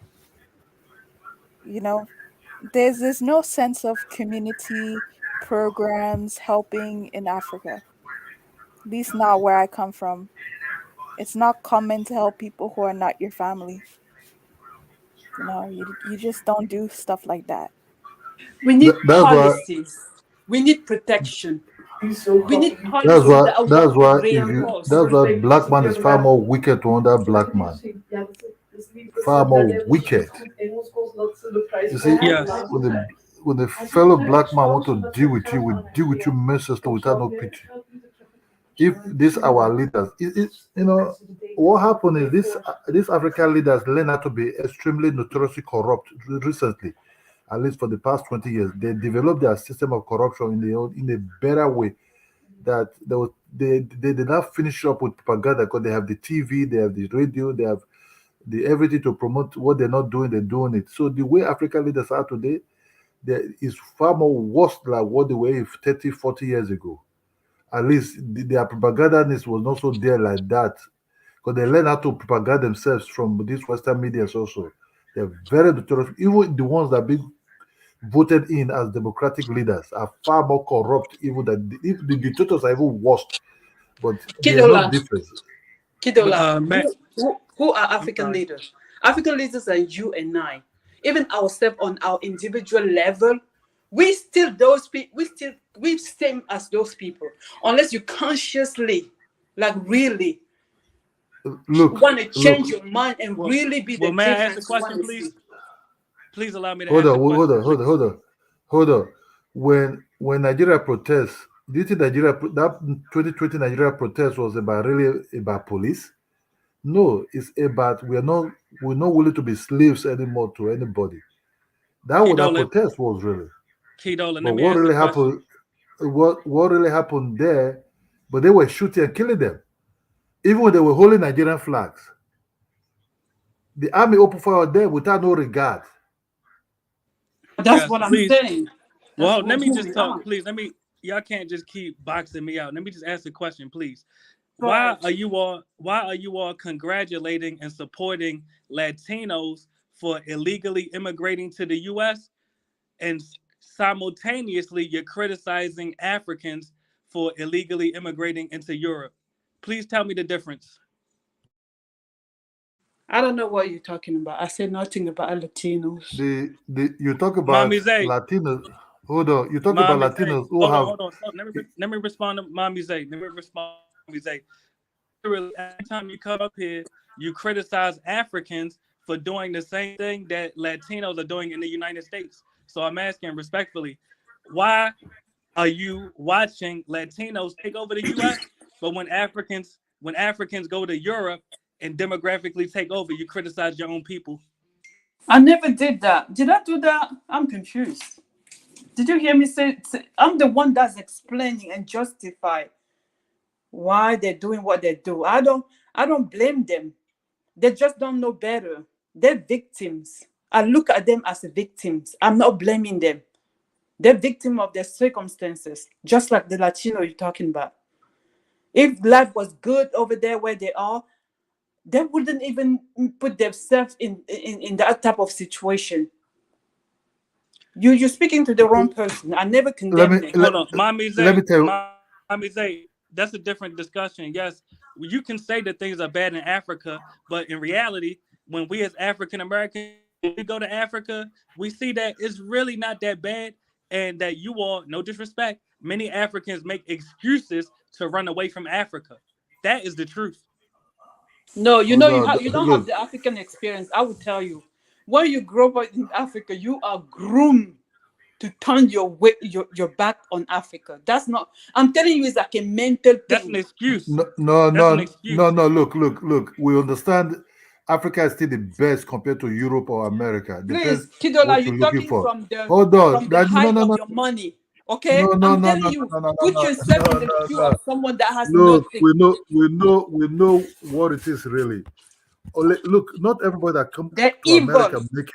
Hold on. Not everybody that come to United States make it. Not everybody that came to Europe are making it. You have to understand that Yes, the yes, few of you course. see, that's what we say, oh, they're all making it. A lot of them have depression problem. A lot of them have That's another psychological problem. discussion. You So what I'm that's trying not to tell you discussion. is this. Yes, be in your country sometime. You can do things slowly. You still make your money and you still have happiness. Most most people who live in Africa who are doing business are far more richer than guys who will travel out of Nigeria, out of Africa. That's They just the have truth. connection. They have Because connection. That's it. no, you have They do. business. Through They business, do. you build through business, you build network. But because these guys want to drive big Jeep and big Mercedes Benz, they think, oh, well, they just some of them get even disappointed when they're there. Some of them come to it and say, this how it is here. Damn. Some of them think, oh, my street even better than this place. You know what I'm saying? Because when they come over there, they'll be hungry. Look, if you live on a little hut where be built with a wood, but you have food and water, you'll be far more happier there. Where there's a smoke, there's food. But when they go to Italy, there's no smoke like that. There's no food. Human beings satisfied with food We and water. understand that, Kidola. But until they leave Africa, we're talking about their drive and their determination. What is driving them? That's what I'm talking about. I'm not saying that. What is driving them? Sometimes what they see in the TV. Exactly. That's what You I'm see, telling you. so And who does that to them? when this new TV started coming in, look, if you're not strong, what you see sometimes MTV that is bling bling, you think this how these rappers are really living. Exactly. You And understand me? us, they MTV see Crips. us in the MTV diaspora. Crips was being manipulated and being faked and everything. You understand me? So what I'm trying to tell you is this. This is not just them alone. Our leaders also play a very big role in deceiving these children and taking their future. That's But what I'm saying. but still, um, I will not take that risk or ask anybody to take that risk just because you want to live and think you can make it Kidola, over there without you Kidola, not knowing what is going on there. Kidola, do you realize that when Arabians and Chinese go to Africa, they are not saying how bad it is. They are bragging about the resources that they exploit from Africa. So we cannot make the excuse as Africans to keep fleeing Africa. Nobody's encouraging it. You're getting us wrong. Nobody. I'm not. If I knew better, I'm not sure I would have choose to come to United States. If I had the mind that I have now, that's what I'm telling you. That we are failing our youth in Africa because we are not educating them. Properly. We're not helping them even see the talent in themselves. We don't develop talent. We don't expose them. We don't challenge them. They're left to their own self, and sometimes they have a limited The view. You understand? If we had like really, it's something that has to be done. Like the government really failed. Me, when I look at my country, right, I always assimilate our us, the people, the population, to orphans. I say we are orphans. You cannot rely on government. Cannot. They have nothing for you. All they come up with every day is new type of taxes to drain you. Every single time you start a little business, they're gonna come. It's just like a cake they want to eat off of. They're not there to build you. They don't build their people. We don't need to go nowhere.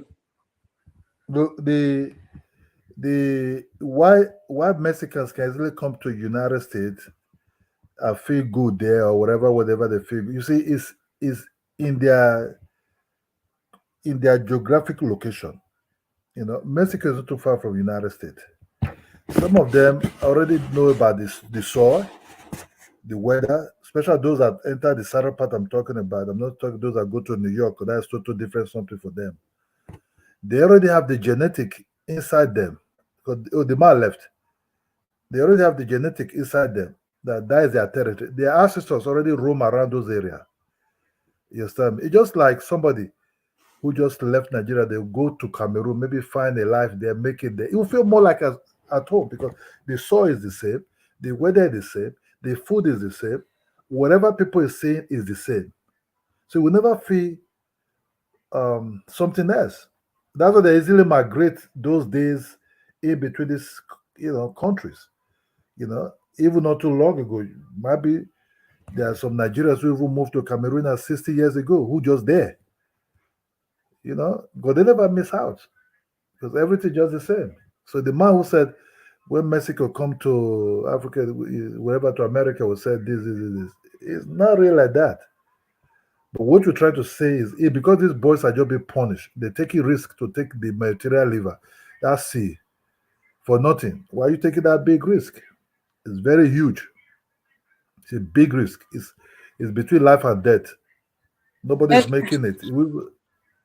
you know that migration, that economical migration in Africa has become a culture. Trust me, every family just want when they send one of their child abroad, right? Is celebrated. So every single person want to see their child live. So when you're sitting in the neighborhood and you keep seeing people you grew up with leaving, everybody's leaving. You sitting there like, oh, am I gonna be the one like to stay My, behind? And you're ready to question, do everything to are, leave. are they really selling them for their own good, or they're selling them for them themselves at home to come and enjoy? It's both Because of at the them, end of, both of it. because look, at the end of the day, you become slave to them by giving them money Exactly. continuously. You Correct. understand me? So You know, in a way, they're sending you off. You think you're making something for yourself. The moment you start showing them, okay, yes. I could buy a bread to eat now. My mama na take this one, take eat small thing though. Then they start telling you they're sick. They start telling you school fees. This stuff. So, at the end of the day, for more than 20 years, you become a slave to them. Before you start even thinking about your own future, sometimes might be too late. Maybe you get old. You understand me? So who is really benefiting sending people to all these areas, really? Let's just be honest. Those that are at home who just sit and calculate the whole thing, those are the ones benefiting because they will enjoy 20 years. 20 years out of your life, don't you know what it is? By just helping people. They refuse to work, they refuse to hustle. They just say, my money is coming from abroad. I don't do all this because I eat euro, I eat dollars. They don't do nothing. Rather, if you buy them a car, you build them a house, you put food on the table for them at home. They don't do nothing. They just want you to continue taking care of them like that for a very, very long time. By the time you realize, whoa, what was for me? Sorry. That energy to work is no longer there. You're a dead man. You're now sitting on the couch. You know So what I'm what the trying to way kiddo, like the way I see people spend in Africa, right? It always make me wonder if African people understand the value of money. We don't understand the value of money in Africa at all. Like rich country, money is more valuable than it is in our country because we have developed a system of beggars. Either you beg to get your money or you basically steal it, like by scamming, because the scam people complain about it's not only between Africans, locals, and the foreigner or the people coming, even like us, diaspora. No, even among themselves in business, you can go and see maybe a seamstress or maybe a someone. How do you guys call the a carpenter, or just maybe like a contractor? They in their mind, all they want is scam you. The moment you give them money, like it's just like looks like the intention just turned into like they cannot think anymore. They cannot think beyond that money you gave them. So they don't value money, because when you value money, you don't spend it the way I see or spend. And when anytime you give them a little, it's already gone. When you come back, they want more. Always like that. You see people having wedding, spending like $50,000 for a wedding. I'm like, what the hell? How long does it take for a person to save $50,000? I don't understand. It doesn't matter how rich you are. $50,000 is a lot of money, but people just put it like in a wedding in Africa, where you can get it way cheaper.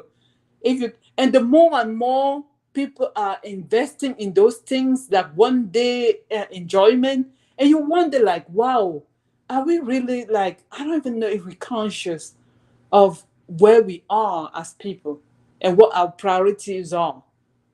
It makes me really wonder. And you guys think that those people, the youth in Africa, not going to want to go and get that money from outside too? They will. They're ready to do it because either you yeah. die or you survive. So You see, Nigeria started traveling. Nigeria started traveling early 90s.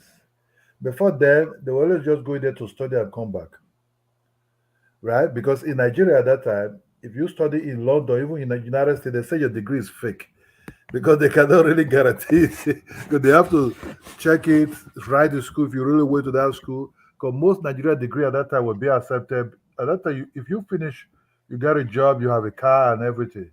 The corruption was far less at that time, far less. But what happened when when 86, when they brought like social adjustment program, what you call yeah, when IMF brought at that time, these dictators accept the thing. That's when that thing really started to inside early 90s with the euro dollar start become one uh,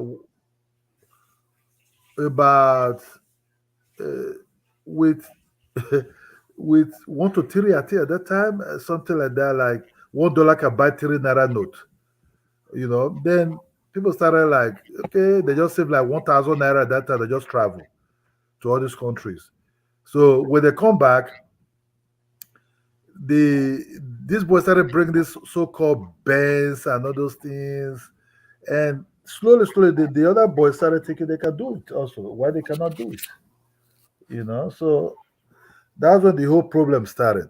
Now it's become like a sacrifice. So, yeah, come and go. You're strong. And the person will tell you, Mama, I'll just do it. I'll build you a house, something that he doesn't even know if he can even afford. He will do it. Then they will leave. What we see now is the side effect. A lot of Nigerians died in that road. A lot, thousands died in those roads. Died there. Some who came back, some who succeed to come back. If you tell them about Libya road, they'll never want to go there.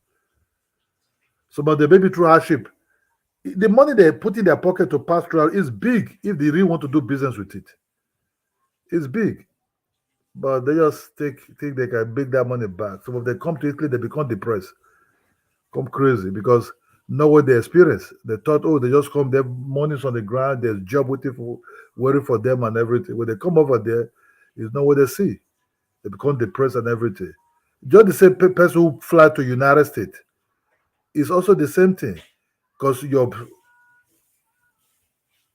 family member not going to accept you. Uh, yeah, Yeah, yeah, no, I agree with that. It's the whole wanting to show off, you know, that's what's causing people to do this. They don't want to be regular. They want to yeah, be the big boss. So they need it yeah. right now. So they'll risk everything to get it. I agree with that. They would do everything to be, yeah, they'll do everything to have something that they cannot really have. That's just the real truth. And there's nothing anybody can do about it. You know, Yeah, the it's gonna continue. yeah, yeah, because maybe some of them that went and succeed, no family member want to they don't want to talk to the other neighbor members. You know what I mean? Yeah, Because they have some money.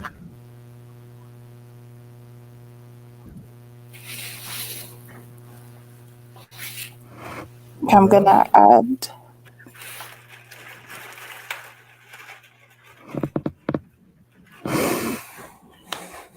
hi African Queen.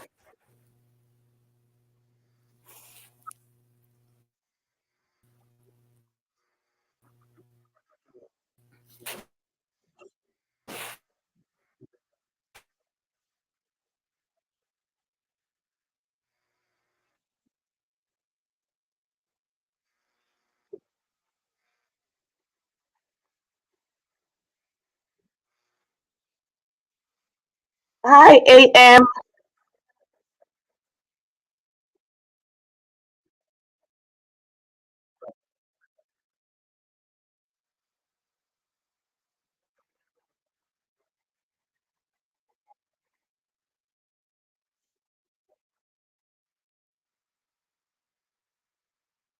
Hi, AM.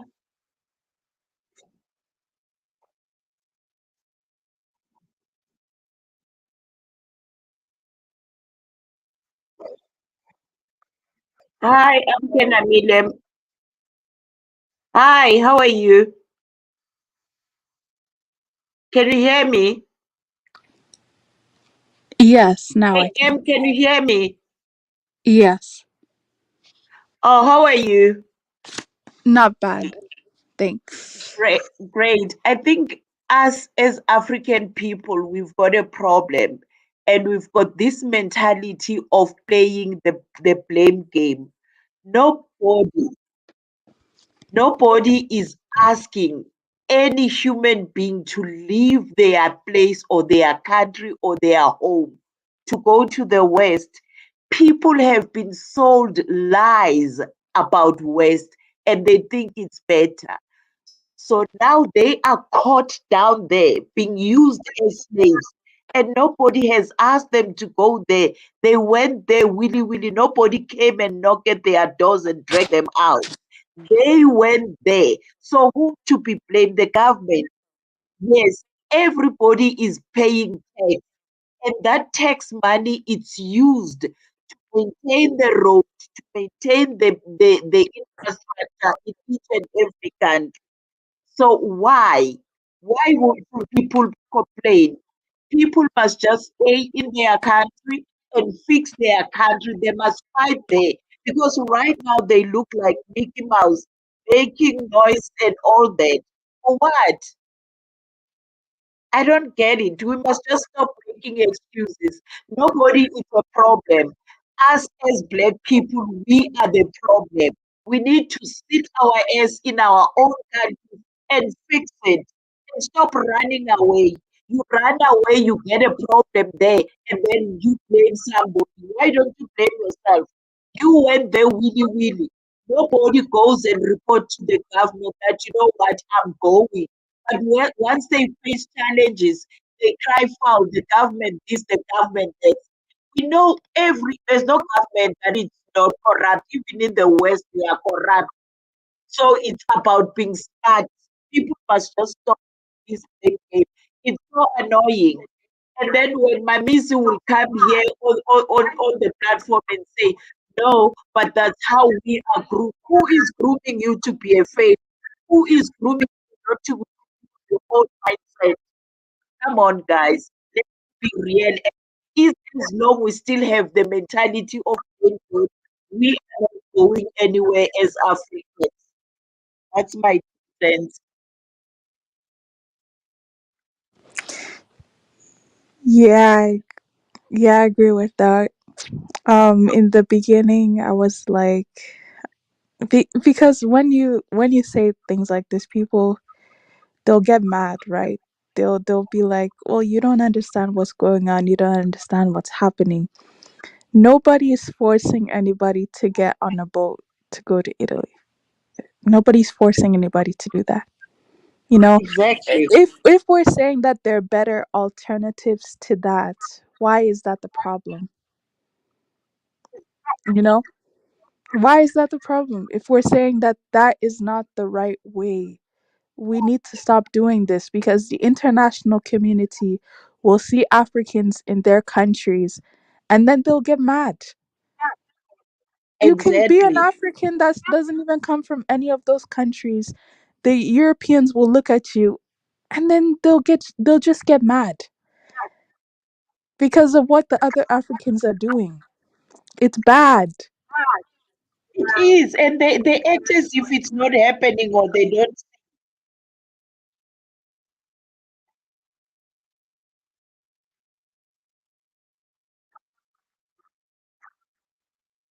Yeah, go ahead.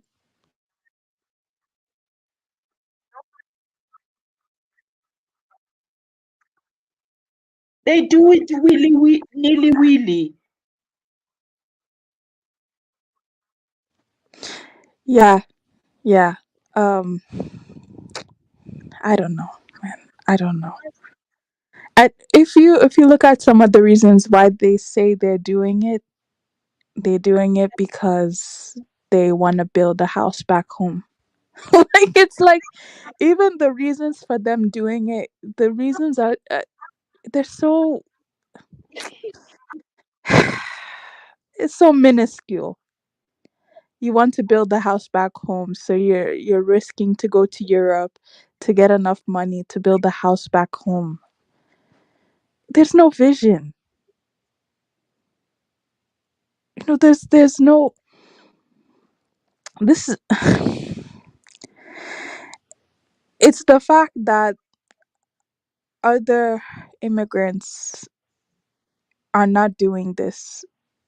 I find it to be very interesting. You know, why are Africans the ones that are the face of this? Why? Is poverty only in African countries? So how are other people facing it? Hmm.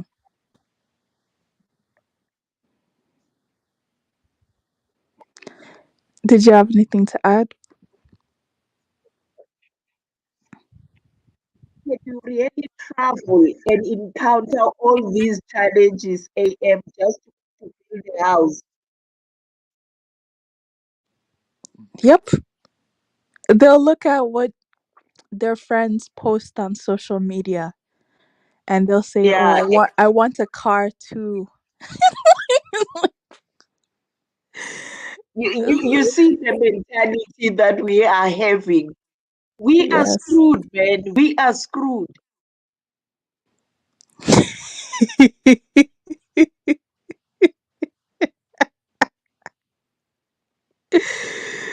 Oh my gosh. It's bad. I like I don't know. I'm not saying this as in to bash, I understand, trust me. I No, understand poverty. I know.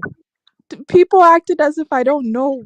I don't understand the reasons why people are doing this. I know. I'm saying even all of those reasons is not good enough. Really, to me, at least to me it isn't. To nobody risk is all of bashing that? anybody, No. AM. Hmm? Nobody is bashing anybody here. These Yeah. are the facts. People must just wake up and stop this blame game. Because first of all, when they leave their countries, going to the West, they are living a lie. That dollar, that pound that they are talking about, when you arrive there at the West, the lifestyle and everything, it costs that dollar. So it has got a value when you are back in your home. Mm. I get sick and tired, and my blood just boils when they start talking like this. That's actually a good point. That I forgot about that. That the pound and the dollar, like, it doesn't have the same value as in the West as it does in somebody else's country. That's a good point because whenever people make money over here, they always think about it. Oh, well, this is how much money it would be back home. They already do the conversions in their head. And they forget that when you are there in the West, you are gonna pay whatever service or even whatever you are buying using their currency there. You're not gonna convert it into your country's a currency and end up having all these videos. Hi, come on, guys. No. Uh-uh. No. Okay. So what do you think would be a feasible solution for this?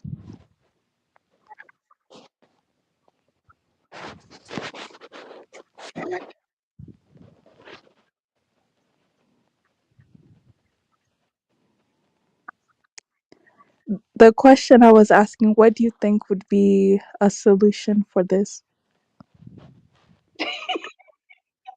And how are you living there? That's Hmm? crazy. That's crazy. I think people needs to be educated about this because all of them, whether AM, immediately when they think of the West, and then they think that, oh, there's no hobos there.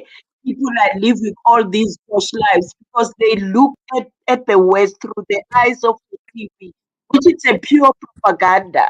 And immediately they need to sit down and ask themselves, what is the difference? There is no difference. Work hard in your own country. Fight for what you deserve.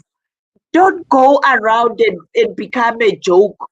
All the world is looking at Africa, then they'll be like, oh no, our president's this. If the president's down there in the West, they are corrupt. The solution is only one. They must just stay home, work hard at home. Because you know what normally annoys me most, KM?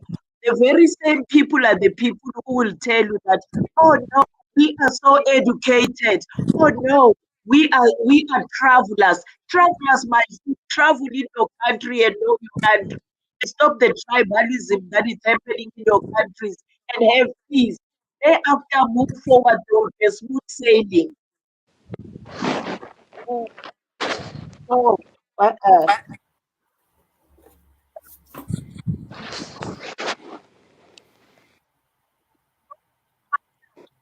Yeah, no, I agree. The internal perspective has to change for sure. And I will say diasporans, a lot of diasporans do this, you already know. What they'll do is they'll go to I don't know, America, and then they'll start taking pictures. I have friends that do this. It's really bad. They'll start taking pictures of other people's houses, other people's cars, right? And they'll put it as their picture. So then their family back home, their family back home sees a nice car and they're like, "Oh wow, how did he do that? That's not his car." It's like there's people that are living a lie. They're showing a lie of how successful and great they are, and they're not. It's not helping the problem. Yep.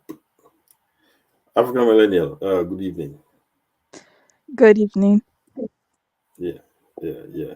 There's so much different aspects into this, and I think Idola mentioned it, and these ladies mentioned it. There's so much aspect into it. If I can add my 2 cents as well. Um, Yes, to a certain extent, the West is definitely has more opportunities as well. But those opportunities could have been granted to Africans. But I always come back to the leadership issue, right? What happens is the of course Europeans created the industries as well, but there's nothing stopping Africans from building those same industries in African countries.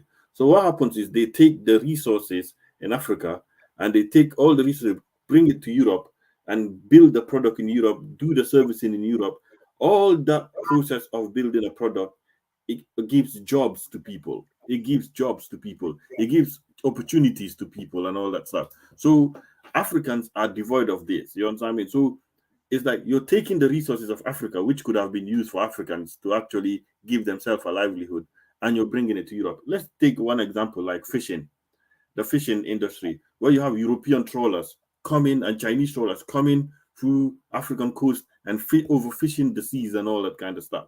What's going to happen to those fishermen that used to fish in those seas and all that stuff? Their jobs used to be that. Now it's government failure to protect the seas, government failure to protect the seas and patrol the seas to stop this overfishing.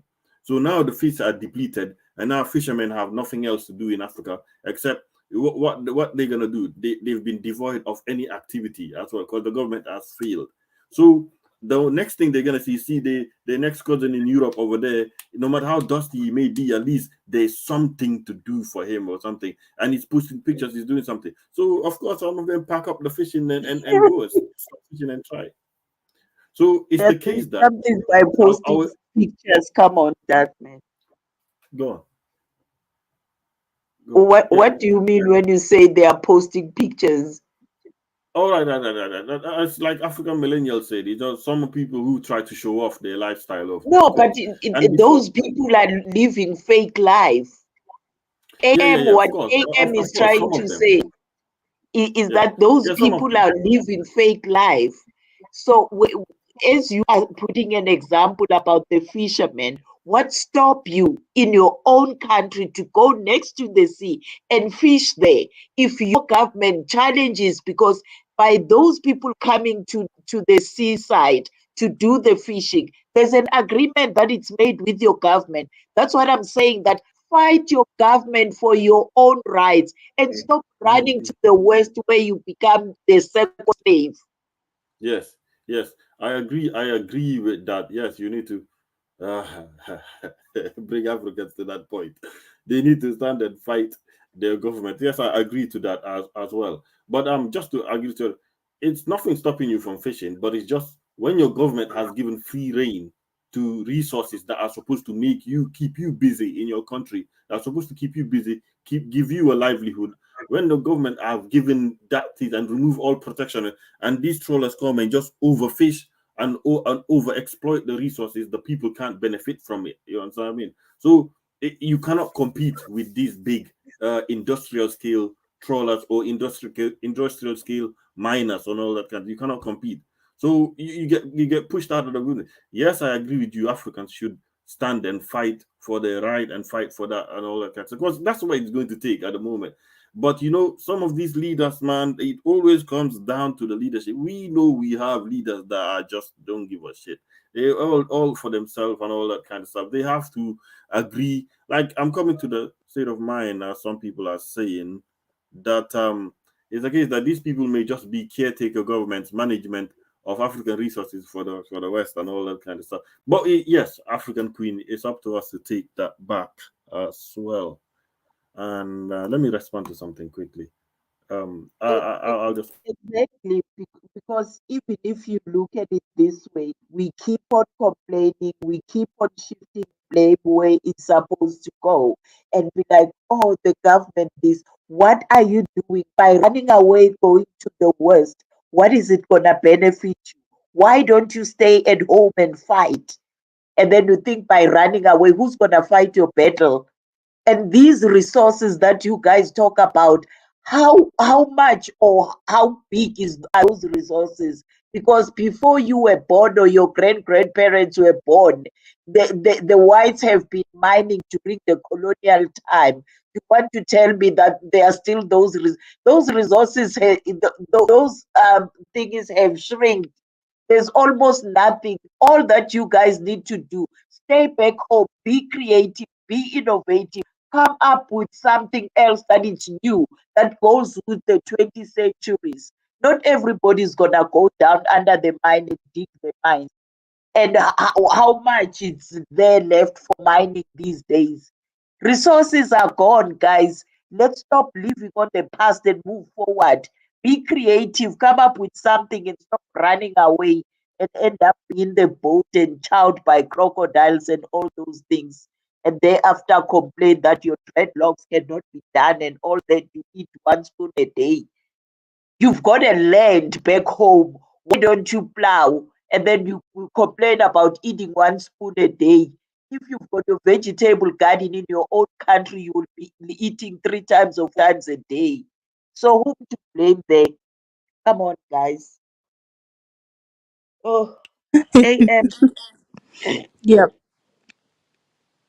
No, man, it makes my blood to boil. And the problem is our mentality. Our mentality. And this thing of not wanting to take the accountability. All the time we need to, before it was, oh, the colonization. When are we going to stop crying and do what is right? What is the solution? The solution is to run to the very same person that you hate so much, that they come and rip and pillage your country, but you still run after them. What are you going to do where they are? Leave them alone and take care of your own place. That's the cold hard truth. It is. You heard about the Congo, was Congo signing their mining rights to US, right? Even Zambia did the same thing. Yeah, it's like So whom are they it's gonna blame? disappointing. It's disappointing, man. I understand why they do it, but. I mean, it's like we're going steps back instead of steps forward. Not even a step back. We take Mm. one step forward and 10 steps back. Because to prove that we hate each other so much, you want to tell me that Congo couldn't speak to any of they are part of the East now. Amongst those countries, there's no one country that they trust so much that they can talk to them so that they can assist them. No, because a white person is better. And then they saw that it's better, let us sign this. Oh, Zambia actually it's run by the Chinese. Yeah, it is. It is. Every square meter of Zambia, it's run by Chinese. They even have signs on their roads to show, to claim their territory that we've arrived. Have you seen your own country having another country's signage on the road? You can't even see one of an African name in China or in Japan. But in Zambia, you'll think you are in China when you go there. And then what are the Zambians supposed to do to run to the other countries? How can you do that? Somebody comes and visits in your own house, and then you decide to run away and leave your visitors and go to somebody's house. Who does that? No, man, we need to catch a wake up. If it's not going to be done now, our children or our grand grandchildren needs to make sure that that's why I say most of these OGs whom you'll find them preaching about the history of 1960 or 1912, all they do is just talk, talk, there's no action. None of them will tell you that, you know what, as Africans, let's do this. They preach, they don't get tired. They travel preaching this nonsense of history. Everybody, if you are interested in history, you know which books you need to open or which libraries you need to go to read about the history. No, you get an old man busy talking about the history. You failed during your time. Even us now, if we don't fight and fight hard and stop this mentality that the old people have, we're not going to go anywhere. And actually, they are the stumbling blocks because if the parliaments don't change now during our era, believe you me, our grandchildren are still going to sing the very same song. They'll also talk about, hey, we're colonized. You will be colonized until when? Even Queen Elizabeth died, you're crying about being colonized. I man, let's wake up, guys. Let's wake up.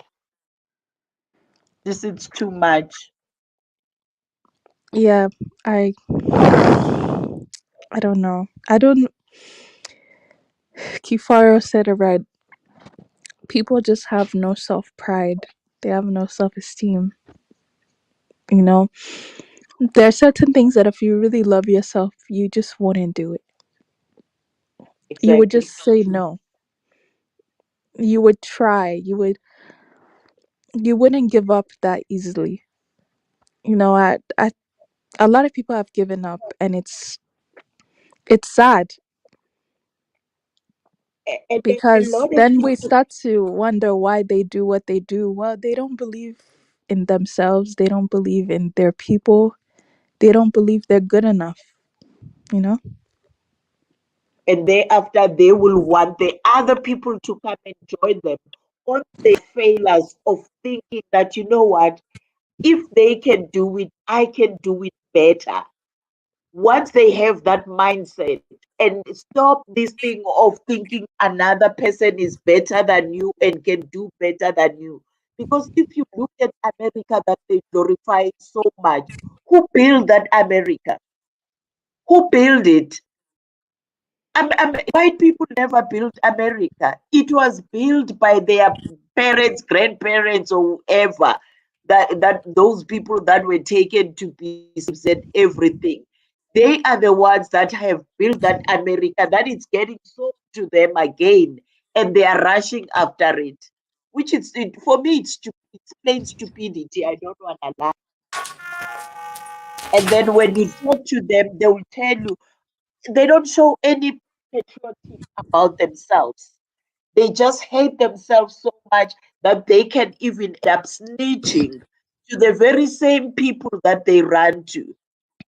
And when you talk, they will be like, oh no, you are having a soft life. What soft life? Everybody creates the lives that they want to live. Nobody has been born with a silver spoon if you are an African. Everybody work hard, but it doesn't mean that you can only work hard in the West. Yeah, I just want to add. I've been listening to the sister. I guess she's from South Africa. Yeah, this is the Yeah. thing. She's right. Okay, we can't keep promoting this mentality of, oh, Africa is not good, we need to leave. To me, that's not something we should be saying. That we should be ashamed of ourselves coming online and saying, well, it's the condition. No, as she said, no one is forced to leave Africa. I'm going to give you an example. I have a little cousin. She calls me uncle. She's almost 25 years old now. This girl, she was not born in a like a wealthy family. You know, as people would say, oh, those who are born in a wealthy family, they don't see the reality. She was like normal African family struggling. When they asked her, what do you want to do? She saw people coming from the West and coming back to the country, the building houses. She said, no, I want to be a nurse in Cameroon. You understand? She said, no, I don't want to go to Europe.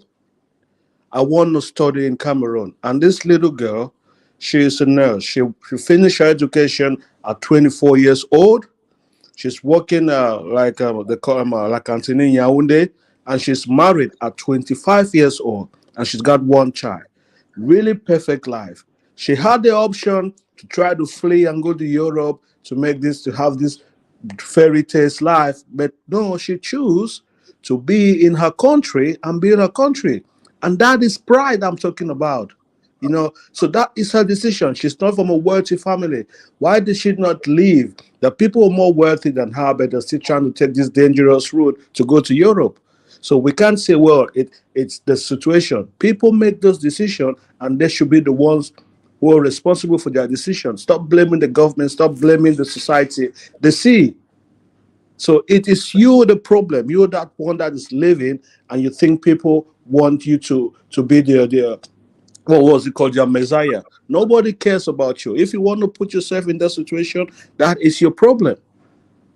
So we can say I don't really ask. I'm not. I don't accept with Mami Zemi when she say, "Well, it's the family, society." No, it's you. You're making that stupid decision to leave. And if you want to live, if you want to leave Africa, at least live in a way that is honorable. Don't put yourself in some boats going through the Amazon jungles, in the desert.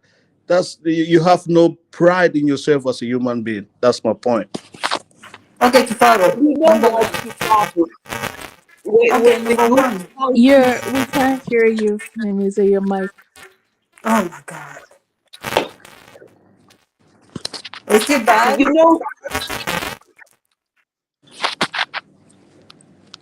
you know Kifaru, uh, here in South Africa, the matriculants got their results. I Mhm. think we had more than 30 to 40 students in the whole country who got distinction.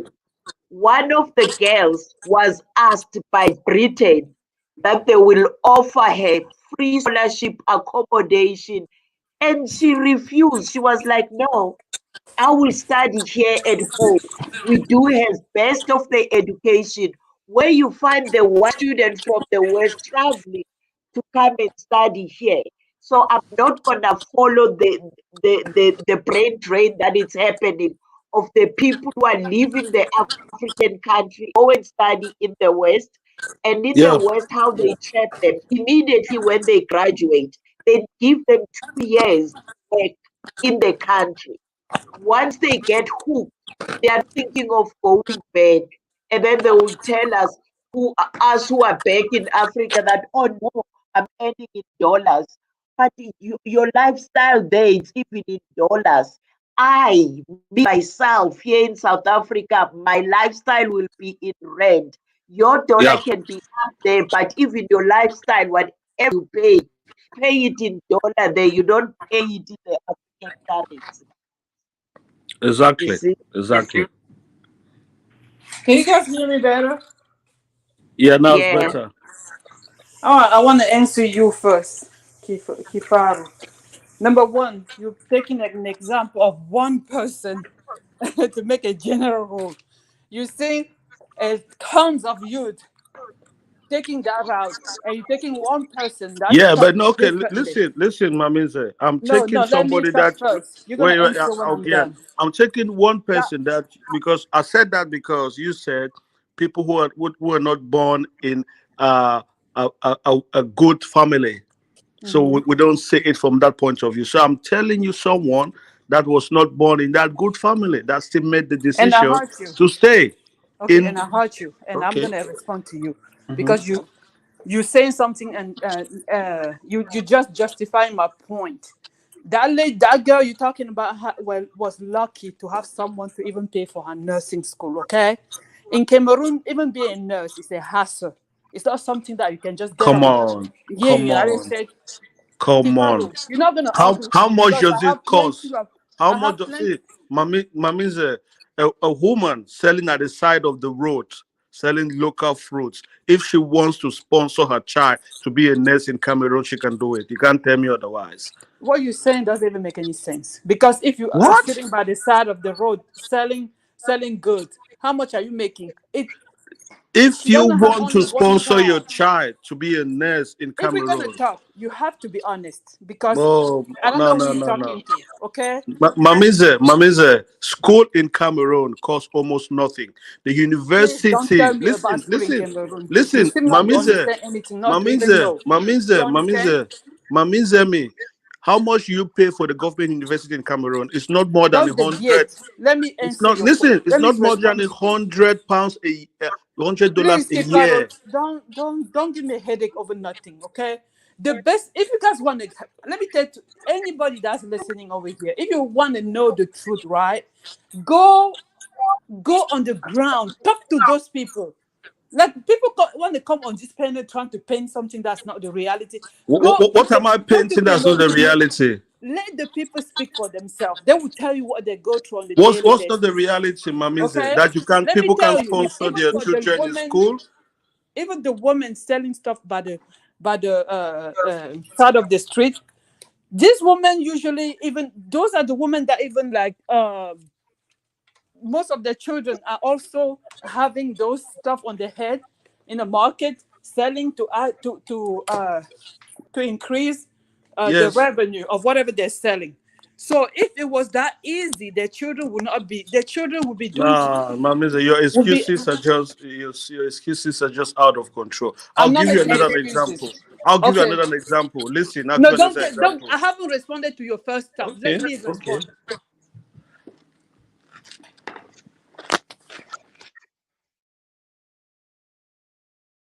Hello. Have anybody abroad? I'm Okay. listening, Mamize. Nobody. Listen. Some people have nobody in their family abroad.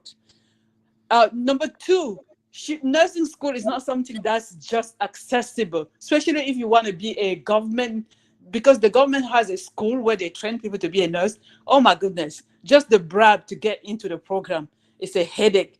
Okay, and also you saying that these girls, want to go to Europe or whatever. That's one girl for maybe like 100 other girls that want to go. Okay, so that cannot be your defense. That doesn't work. It doesn't make No, any no, Mamize, sense. you're just making excuses. You're just making excuses for people to flee you because you the you the first fleer or you're whatever you just guys say. you're just You the making. first fleer. You the one. You the lead. You the lead. You Okay, the one yes, that's but I'm holding I'm not proud of it. the. Mamize me, I'm not proud of it. Am I? I'm going to give Don't you an speak for example. other Listen, people. listen, Mamize me. I have a friend that we finished school Okay. together. He's Bamileke, just like you. Okay. Doesn't matter, When I bro. was going to Europe, he said, "You know what? I'm not going to Europe. I'm going to do my business." That guy had no money. He started doing like really, really basic stuff. But Francis today, he's a bigger man. When I go home, he sees me, he say, "Oh, you're from Europe." He thinks I'm better. But when I look at him, he's established from what he could get in Cameroon. He's established so much than so many other people. That was his decision. He did not go away. The people in the West that don't do Kifaro, anything more than you keep bringing up. I'm bringing people. That's it, Mamizemi. I'm taking people who We grew having up a with nothing. problem, and we're trying to figure out why people do this. When you It's your deny, it doesn't decision help you to fight them. flee. There's no reason for you to flee. That's what I'm trying to say. There was a It's your reason own for you to decision. flee. It, There was it a was reason. your own decision. Okay, I'm not talking about myself. That I told you, I am not proud of telling people to flee. Of course, because you did not know better. That's what I'm explaining over here. If you are not being So taken why care, why why do you promote the fleeing culture? oh my God, this like I don't know, discussing thing with African gave me headache because I don't know. When did I promote it? When did I promote it? I explained the situation. The guy is saying I'm promoting. What you talking about? No, That's what you're doing. I think what Kifaru means, because you must remember at the beginning here on this platform, you put various reasons why people are leaving Africa to go to the West. And you That's not a even said, promotion. That's hold explanation. on, let me land, hold on. And then you said even the parents were the one motivating them to go to the West. Uh-huh. You are the one who said it. So So where's Kifaru is, promotion there? Tell me the promotion part of it. I don't get it. I but explained the what we, situation. I'm explaining what's no, going on over hold there. on. Don't have palpitation, Mamise. Don't have palpitation. Chill, girl. What Explain it is to me. happening? Tell Listen, me where I listen, promoted. Tell me where I listen. added. I say it was good or tell me You let when I me know promoted. when you want me to answer you. Because when I start talking and then you just interrupt me, that's why we will never understand each other, because we don't want to listen. If we give each other a chance, it starts from I'm still there. waiting for you to tell me when I promoted that. I don't know what you're I'm talking still about. trying to lecture you so that if in future or either tomorrow you will understand that as a human being you go and grow your knowledge by listening to other human beings. You will never be a know-it-all, Mamizime. So you will learn from other people. I'm That's you definitely sure projecting that in me. even That's you in this projecting. I never told you that. listen, even in this particular juncture, Trying to I'm sure respond to you what I have. said. I don't know what you're talking about. Trying to respond to what I I said. give up. Tell me when I promoted African youth migrating to Europe and America. Tell me when. Yeah, because you're giving hundred reasons why people should leave Africa. Maybe you don't know that's what you're I saying. never said people You should. give millions of reasons why Lord have people have to mercy. leave Africa. That's I what you're doing. mean, like She's it seems just like a I'm flip talking with people flopper who that don't doesn't even understand. understand herself. So you I cannot. explained the reason why they're leaving. It's different from promoting something. I'm not even giving my opinion on it. I'm telling you that's the reason why they're leaving. It's not a promotion. I never told you I was agreeing with it. I never told you that. I even went far to say that if I knew better, maybe I would have not been in the United States. That would have not been my first choice. That's what I said over here. I don't know when I promoted that the Yeah, African youth to because you're leave. justifying it. You're I'm not justifying them living. justifying it. Something is That's what you're happening. doing, Mamizemi. You're We are trying justifying to them find the living. reason why people. The issue But with you guys, you the justify lack them of living. critical thinking in our education really shows when we have debate, because you guys want to be so close-minded that something that No, doesn't no, no, no, no. that doesn't Don't bring critical that thinking. doesn't Don't agree, bring the like that you don't agree with, you want to close your eyes to it. no, no, Whether you no, like it or no. not, those are Lee. the reasons See, why those people are good. leaving. Exactly. You're trying to Okay, I'm justify gonna be those going to reasons. We're Cameroon. trying Hold to on, tell you those reasons I'm are gonna go not to value Cameroon, right? enough for people to leave Cameroon. But you Kifaru, are Kifaru, I'm gonna justifying go to those reasons. Cameroon very soon. I'm gonna do strict interview. Those people gonna speak for themselves, okay? I'm Exactly. gonna go If in you're going to different do street places. interview, of course, then you're gonna tell them to leave. what do I expect I from don't your need to tell them interview? anything. I don't need to tell them anything. How do you get it?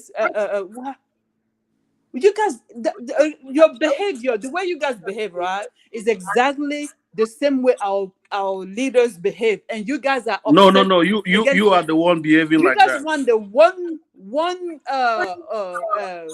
how do you call it? You want the one story, right? You want to control people. You want to control their mind. You don't want to accept their opinion because it doesn't align with what you want it to be. That's what those people are living. There's various reasons why people are living. Some people just want to Okay. be in You're Europe. coming back. You're justifying their reasons. We're trying to tell you those reasons are not heavy enough for you to justify them, because you can Justifying what? see. It doesn't have to Listen, be. Mami It Zemi, doesn't Mami have to Zemi. be anything. Listen, Everybody's listen, reason counts. listen, That's the Mami thing. Zemi, That's the Mami Zemi. control You're that you talking guys want about to have on Cameroon. people. Mami You Zemi, you're understand? talking about Cameroon. Do you know the Lebanese have created an empire in that your country and are worthy, and they came from their own home country with So nothing. what? So what? So why are the people in Cameroon not doing it? Why do you flee? If Why are you asking Lebanese, me? listen. Why are you asking me? Okay, I'm trying to tell you, you don't have to flee. If I Lebanese, don't never forget told about you the they have Chinese. to flee. I Forget about never the said Chinese. that. Okay, let's not go for even Nigerians. You see, you're Listen, even going listen, ahead to ask more, to ask Mami whatever. Zemi, The Mami basic Zemi, has to be correct. I Nigerians, never said Mami nobody Zemi, should flee. I Mami never said Zemi, that. So correct Mami that first of Zemi, all. can I You talk? have Can I nothing talk? else to say. Mami Zemi, Tifaru, can I talk? you're not gonna build on something that I did not say. I never said Okay, that the okay. youth Listen to should this. flee. Listen I to gave you this. the reason why they leave. Mami They Zemi, leave because listen of to this. desperation. If you're not Okay. desperate, you're not gonna take the Mami desert because Zemi, you know you listen to might this. die. Mami Zemi, You listen to understand? this. I don't need Nigerians, to listen to anything. There's nothing Nigerians that leave you're gonna tell Nigeria. me They are that I the don't know about. neighbors. They come to Cameroon. You know, Machine Bopi is controlled by them. The So Nigerians are what? controlling. Good. So what? So what? Okay. So So what? you should not be justifying people fleeing. I'm not talking only about Cameroon. Look at how narrow-minded you are. I'm talking No, about no, the no, whole no. We're Africa. talking. I know about Even Cameroon. No, Nigerian I don't want to themselves, talk about other even countries. Let's talk Nigerian Cameroon. themselves You leave Cameroonian, Nigeria to take the you desert. Cameroonian. Don't talk about other countries. Let's talk Even Cameroon. Nigerian themselves take. You're the only one. Maybe you haven't traveled Africa. I know Africa like my pocket. I will tell you. I live I'm in telling you about six African Cameroonians that countries. you should stop Kifaro, justifying Kifaro, people the difference fleeing between your me and country. you That's is just my that I know problem. Africa. You don't know Africa. You left Cameroon to Europe. You understand? I know Africa. I've been in Ghana. You don't I've know been in me. South Africa. I've You been in don't you, Nigeria, Benin, Cote you don't know d'Ivoire. me. You don't know I me. know these Okay. countries. You don't know. Okay. You So okay. argue just you guys like to argue from your Okay, so narrow you're the one little that's fleeing and all over the place. You're the one fleeing over the place. I even heard you say it's you want to flee okay. and go to Ghana. So you're It's not. So you okay. have a fleeing mindset. You say you It's want to flee and okay. go to and live in Ghana. But it So doesn't you're change not. You anything. can't even settle. You just from one place to another. So Okay, that's why that's you want true. people to Yes, be that's like true. you. But it doesn't change anything to the reality of what I said. No, no. So you're not even. So if someone is fleeing like you, so they're not satisfied. Don't bring the debate on me. I always tell you guys, it's No, not but about you my said, but music. now you're talking. No, you You said you've been understand? everywhere. We're No, no, talking no. about like You're the something. one bragging how Oh my you've been all God! over Africa. I Now feel you want to sorry say I for don't talk people. about you. You're the one who said that Kifaru, yourself. Okay, can I I feel ask a sorry for people question? that listen to you on your channel and you're talking about I'm gonna bring revolution to Africa or whatever Cameroon. Somebody thinking like you, right, will never be better than that. Those control leader in Africa. You guys don't like anyone to say anything that you guys Yeah, it doesn't fit with what you you don't want. need to allow people You to say understand? stupid things. You, they're not stupid Maribe, thing that people are saying. They're only stupid okay, like you. all right. I think this is getting us nowhere. I just want to ask you a question, Mamiseme. You said if you knew better, like now, you wouldn't have gone to the West. So now my question is, since you know better, what are you doing? The debate is not about Mamize. I don't know what you're talking about. We're discussing why But do that's African what youth you have said. to You are a flee. flip-flopper. You say something, and then after your mind switches off, you can't even remember what you have said. There's something wrong with your IQ level. I'm gonna drop this. It's not taking me anywhere.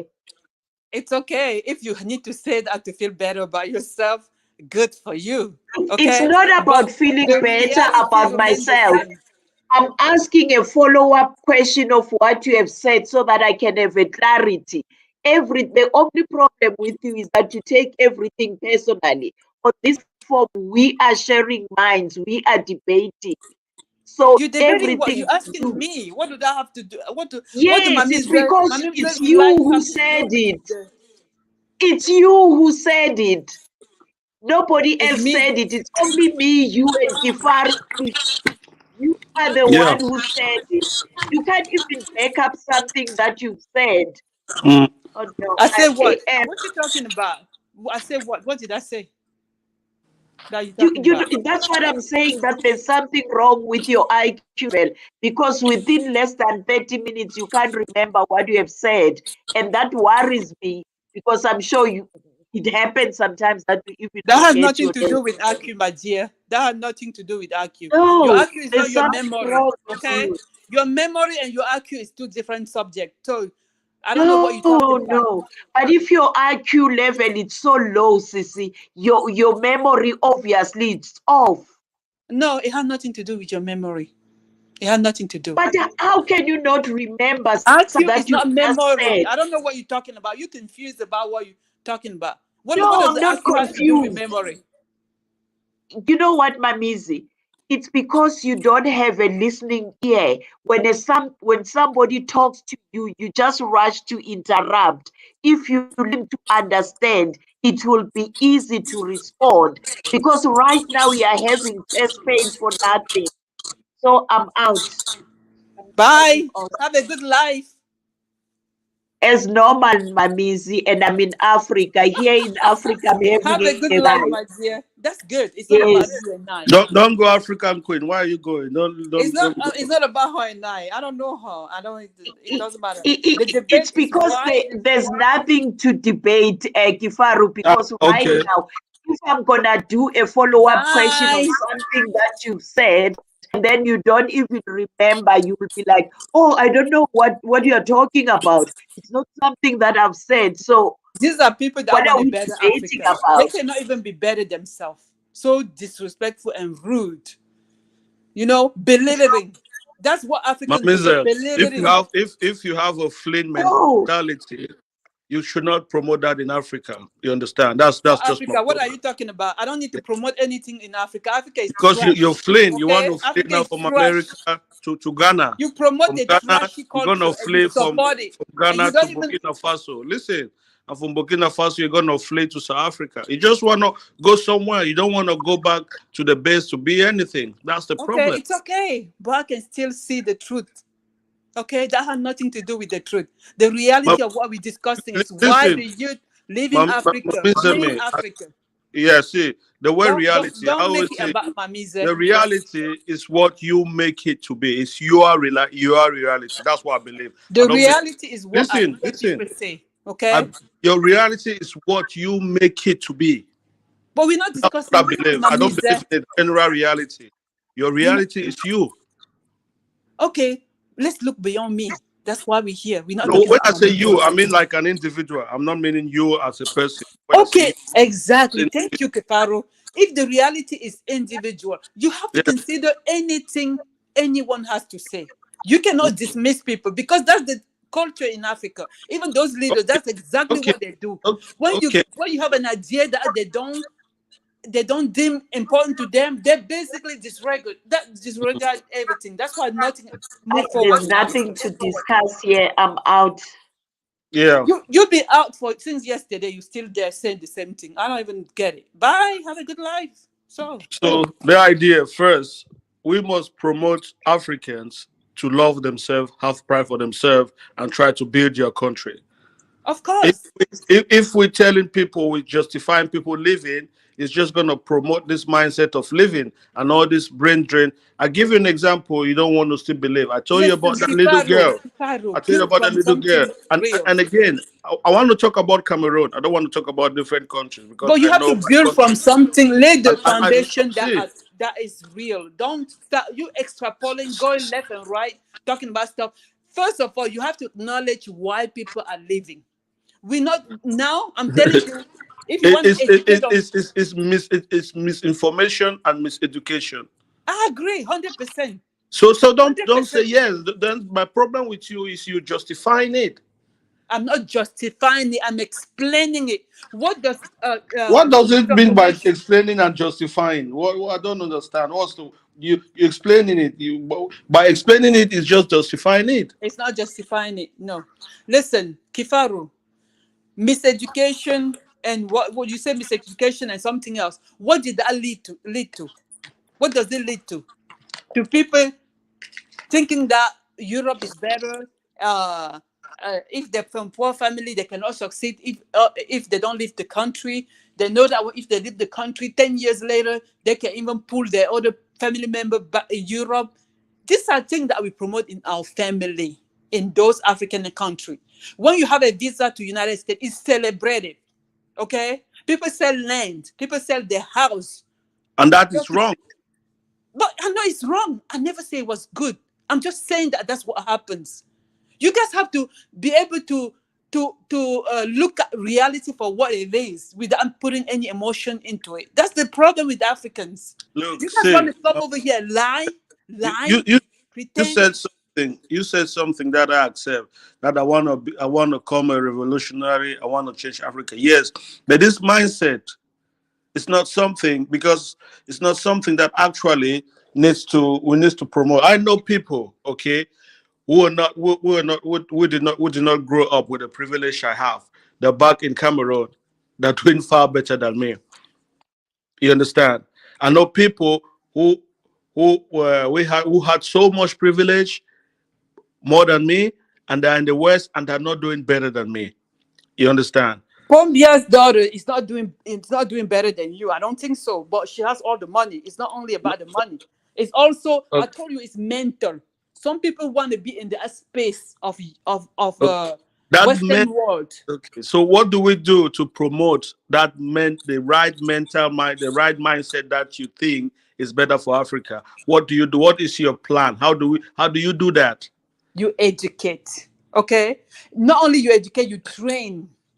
You train people to see to develop the skills that they have because I believe each person individually is good at something that it's good at something. You just have to help them bring it out, discover that in themselves. And to do that, you have to expose them. Okay? You have to train them. Even just talking to them. I mean, how do you think that we get brainwashed? We have to do the opposite of what we they use to brainwash us. They brainwash us first of all through the media. The media is to me like if you can shut that media down and we can and people can focus on themselves, um, it will make a big difference. The distraction in Africa is just too much. Everybody has an iPhone, okay? Not iPhone. Everybody has a smartphone. But what did they do with smartphone? They're not over there to learn, to look at information and learn. No, no, no, no, no. It's all for entertainment. That's the only field that everybody's are kind of like going into, especially the youth. It's all entertainment. There are some stuff that I cannot even say over here because you guys just gonna start denying. And also, I don't want it to reflect on me. You know, those people are very vindictive in our country. I don't want to go to Cameroon and somebody start saying, "Oh, you said this on YouTube." Blah, blah, blah, blah, No, blah. no one cares, Mami Zemi. Oh, they do. Oh, they do. Trust me. Well, We have except we have someone over here that left and go to Cameroon, right? He's still in Cameroon for the past 6 months. Okay, he's in was it prison. He's in. I'm not gonna talk say his stuff over here, but even me being on YouTube, people keep warning me. Oh, don't be on YouTube saying everything that. But I don't say anything that I cannot and improve. Whatever I say is what is on the ground. It's not only me. I say what I say. That was their reality that other people want to hide. I think as I said, pride, okay? Anyone that has pride in themselves, they always have Pride a is not better future. You understand? Kifaru. If you Pride is don't not have something pride you in born yourself, with. it doesn't matter who you are, what you do, you're still gonna feel someone, I mean, you're still gonna be controlled by someone. It doesn't matter how rich you are. But The people who Kifaru, are rich, listen, the people who are rich, but they still have people They still feel inferior to them, even though they're rich, because they don't have the pride. I think we need to, as African, we need to build our pride first. We need to build our pride as African people. That is a fundamental. It's People who are easy to proud of say. themselves, It's they easier to say than doing it. Pride is ah, something that is that's built. you see. Pride is something that is built. Yeah, I agree with you 100%. I agree. Maybe that's what you want to understand here. But I'm telling you, for us to build that pride, it's a process. It's something that we have to intentionally do. It's not something that you're just gonna say, "Oh, I'm gonna be proud," and you're gonna be proud. No, it's something that you build. It's an exercise, a mental exercise that you really have to build, and then you have to transfer that. You have to teach other people. Those children, they don't even know that they're worth it, just the way they're treated. I'm telling you, you say it's not government. Who is it? If the government doesn't cater to the youth, No, I don't blame the government, because the government is just us. I'm not that one that blame the government. To me, but we are that government. but we have no power. It's all about power, Kifaru. What Yeah, can so I do? you need to get in power. Oh my God, how do You you need get to in get power? power, and getting power is not running away from the country. You can't control Cameroon if you I know will tell you that I have more power outside than I have inside. I'm telling you. when no I well can break it down to you. Let me tell you. maybe Being in you have Cameroon, for your family, maybe no, no, that's no, what no. I'm trying to I say. mean, even the power to even help people. I send No, no, three no, young girls uh, that I don't even know anything about no. in When school, I talk and power, next year I will send five. Okay, I pay for people's tuition I don't even know about. no, If I was okay, in no, Cameroon, okay, I wait. wouldn't be doing that. Everyone does that. That's basic thing for people in the West. No, It's no, you not. guys It's do not. that for your families. I'm Listen, not doing it for my family. I don't even know these people. no, Okay. I didn't say my families. I didn't say my family. People help people in Africa, people in the West. It's nothing particular. Everyone does that. I The don't power I'm no, not talking everyone about, does that. No, don't dismiss it. Everyone doesn't do that. No. well, No. most people, No, they let's say, don't. They don't. okay. Let's leave it there. The power I'm talking about political power. That's the power that will change the I whole don't need nation. no, I don't think so. Why? Why don't that's Listen, the, see? I'm not No, interested in no. politics at all. Do you know why? Because the people that changed the world were not necessary in politics. They Okay? were all of them, No, all of Martin them, Luther King wasn't a all of them, politician. Okay? He all of wasn't. them to He change wasn't. who? Martin Luther King wasn't a politician. He did not have any position in government. Okay? He did not have any police. Where did he go? Gandhi wasn't a politician. He wasn't. He wasn't in the government, but he changed a lot. The issue with African people is first of all psychology. We suffer mentally, and even Kifaru that talks over here, he doesn't even understand the psychology of people in Africa. He doesn't understand. You do not get it. You guys think these people are just free of thinking and all that? No, they're being influenced. They're being programmed. These people are being manipulated. You cannot even speak your mind in Cameroon at all. You cannot get up and start saying the thing that you don't like. Oh, even now it's even the worst time ever. I know a lot of people that end up in jail like that, just like that. There's a lot of people here in the chat that that despise me. Oh my God, I'll roll like I love where you guys hate me because I'm telling you the thing that I speak about, right? Even in 10 years, I can still say the same thing and it will still be the truth because you guys manipulate all these people on this panel. African millennium, like these people are so multi faces. Like I hear Kifaru on a panel, he will be really in tune with reality. And then when he goes on another panel, he start like be against everything he say over there. Same thing goes for gas them up. I'm like, these people, they're not serious. And that is the inner issue with African people. They have no integrity. These people have no integrity. And it start with you, me, him, all of us. Like the way that we are I don't know. Our culture is just like that. It starts in the household. No integrity. Nobody seems to be like really honest with whatever they're talking about. The other day I was on Dennis Mills channel. Guys, them all impressed me so much. He was so real. He was even the only one real over there. And then other people were attacking him, and I have to come in there and defend him or whatever. But the next second, you find him at Afridemus channel, and he's over there. No, he's not like that in Africa. Oh, Africa is not like that. Oh, Africa. Blah, blah, blah, blah. Especially when you bring up the African American, it looks like they have some type of inferiority complex where they feel like they have to defend Africa, even when it's the truth. They start lying and pretending and Oh, putting on wait, this who? face. Africans? I'm sorry, what? Africans are the ones doing that? Yes. Even Jude, that's over here on the chat. Jude is so, that's why none of these people, whatever this comes out of their mouth, they will change it the next day. He was over, they were discussing why, I don't know what the title was, but it was a good show, very good show. And many people make great points over there. But there's always someone that's going to take it personal and say, like, no, you guys don't understand Africa. Oh, Africa, blah, blah. Africa millennial. How long are we going to keep saying that?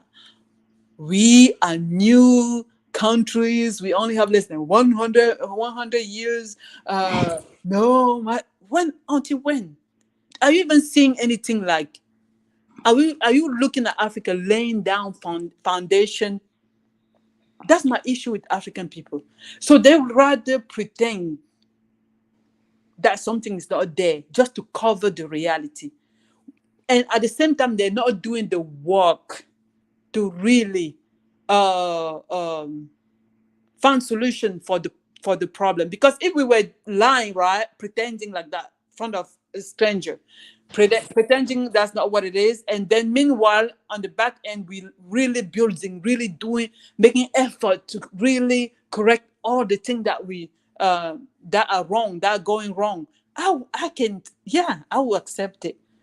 But while we're destroying and ahead and we're pretending it's not like that, but oh my God, I can't seriously. I'm always gonna stand alone, to be honest, against all of you pretenders, all of you. Somebody say what? Mommy said people like Judas are overseas because you raise. Said Judas are overseas because what? You raise men who lies. No, men who flee. I guess so. And oh my God. I did not even hear your opinion on this matter. African millennial, do you believe that if you go to Africa, you gather like 500 youth and you Mm-hmm. tell them, this is the visa to United States, United Kingdom. Tell me how many will say no to it out of 500. They will even die. Basically, almost everybody would go. Even the ones that are doing well would go. They will go. Oh my God! Did you see? What's his name? My favorite YouTuber, Go Black to Africa. Go Black to Africa was just walking around in Ghana, in not even a long time. Like he just did it today. He was just walking by, and he walked by a car wash.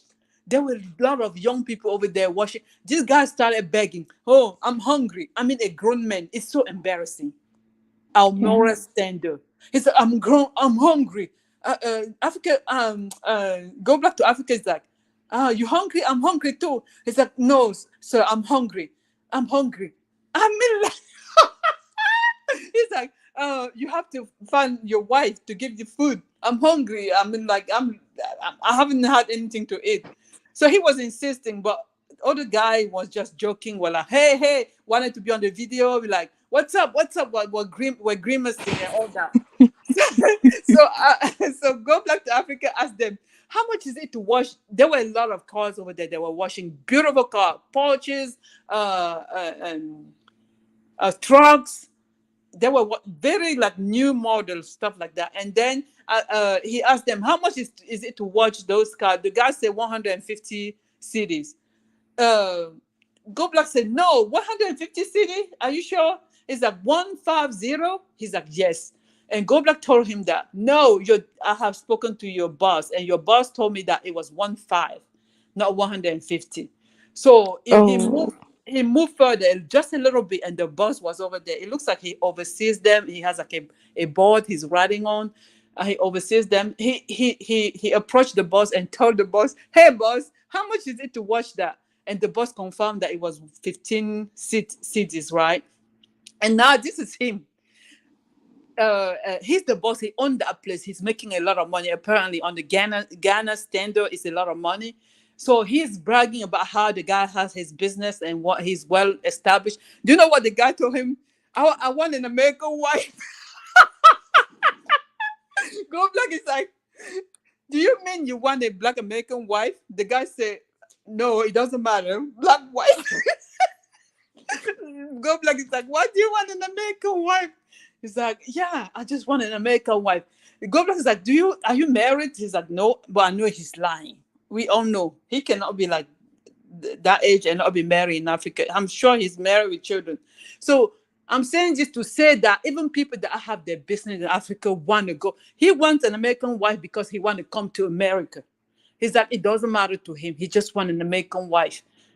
America is good. So yeah, they're still gonna want to come here. And I don't even blame them. You guys want to blame them for no reason. Seriously. I will not blame someone that want to travel. Do you know why? Also, I like when people are exposed. You understand, African millennium?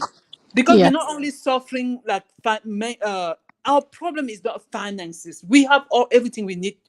I feel like if you come here and get the skills and sharpen your skills and really want to go back home and establish, you have a better view, and you even have more like control over what you do. You know what you're doing, and you can even be like international. You can even run your business because you know the international standard.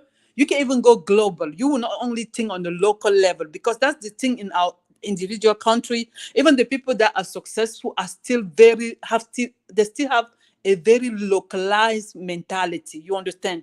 That's why our customer service is not great, because when you want to go global, my dear, you're going to sharpen your skills. Like, you're going to train people to be at a global standard. You're going to cater to anybody that comes in the country, whether they're European, Americans, or whatever. Why is it that when we go everywhere, even in South America, where you go over there, they have good customer service? Why is it only in Africa that people are, oh, this is Africa, we're going to be over here? You come somewhere to eat at a restaurant, people are moody. People don't even know you, they're moody. You're like, what the hell? These people don't understand that that's how their business flourish when they have more customers and keep them. They don't care. They don't get it.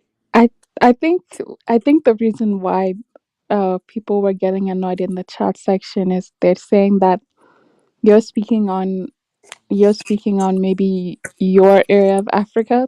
There's some people from other African countries that don't agree with what you're saying about Africa. Oh, they will not.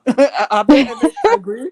Do you think I care about that anymore? You should know me by now. I don't care. I started on Uganda's channel, Mr. Uganda channel, because I used to hear you guys having one narrative. I'm like, we cannot grow if we lying to ourselves. The thing when I speak against us is for us to improve. It's not really like to knock ourselves out. No, no, it's not to knock people down or anything like that. It's for improvement. Those are opportunities. Those are things we need to work on. Like, if I have to go to Cameroon now, open a restaurant, oh, my restaurant would be the best. Like, I would not, all those people that are established over there, I will bring something different, something that when you come to my restaurant, oh, that's going to make you come back again. But African people don't have that spirit. No, they lack comfort. They like to be in a lazy comfort zone. They don't want to improve. You criticize them, that's the worst thing you would have done to them. Have you noticed that I don't know. I don't know. I don't know. I know we all we all around white people all that. I have noticed that white people love criticism. Have you noticed that? Have you ever seen a white person whining over being criticized? I have not. I'm always around people that want you to tell them how they can improve whatever they're doing. But Africans, and that goes to tell you how much of a low self-esteem we have. Because when you criticize an African, African takes it very personal. He's like, "Oh, you mean I'm not this, I'm not." No, no, no, no, no, no. You should take advantage of that because somebody else will be looking at you like doing bad and not say anything. How are you gonna grow? How are you gonna improve? I don't know about you guys. You guys are too sensitive. Yeah.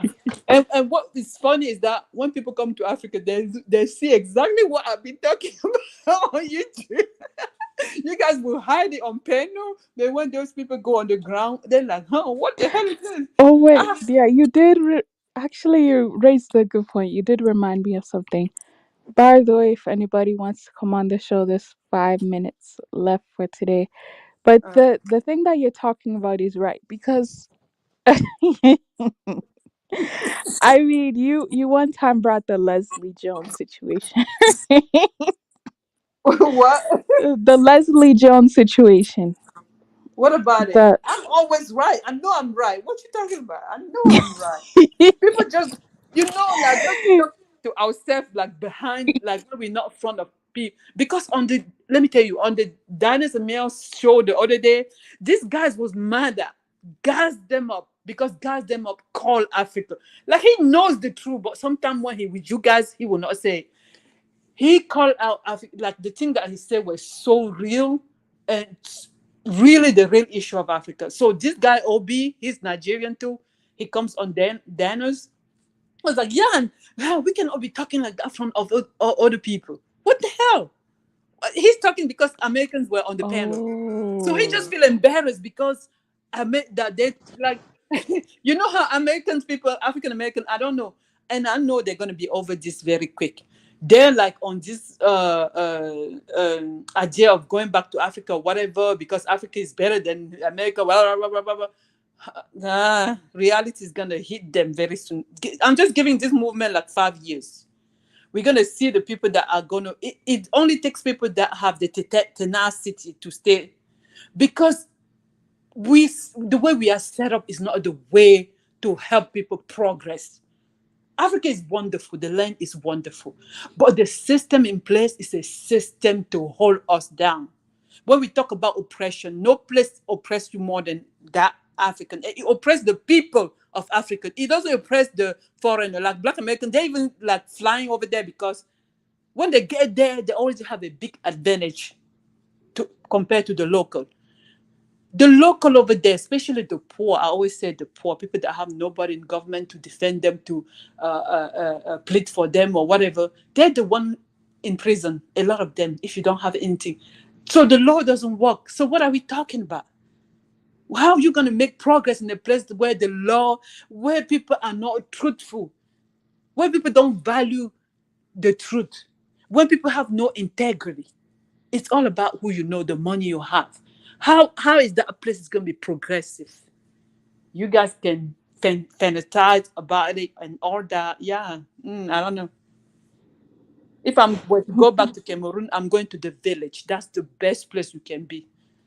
Village, build my house over there with all the high speed internet. If I can get it there, get all my technology, I'll be okay. I'll not lie. That's the best life, the dream life. But to achieve that, it takes a lot of money. So, yeah. But anyway, what happened with Leslie Jones? oh she just has a lot of issues trying to get land in Ghana. A lot of issues. I don't think her land issues are solved yet. So yes, you already know she's African American. Went back to Ghana, wants to invest in the country, and she's having a really horrible time. And I feel bad, but at the same time, I'm just like, This is Ghana for you. You know what I mean? It's not This only Ghana, this it's is Africa. and it's not. And this is the thing. Like Ghanaians will lie and be like, "It's not that bad." It is that bad, but they don't want to admit.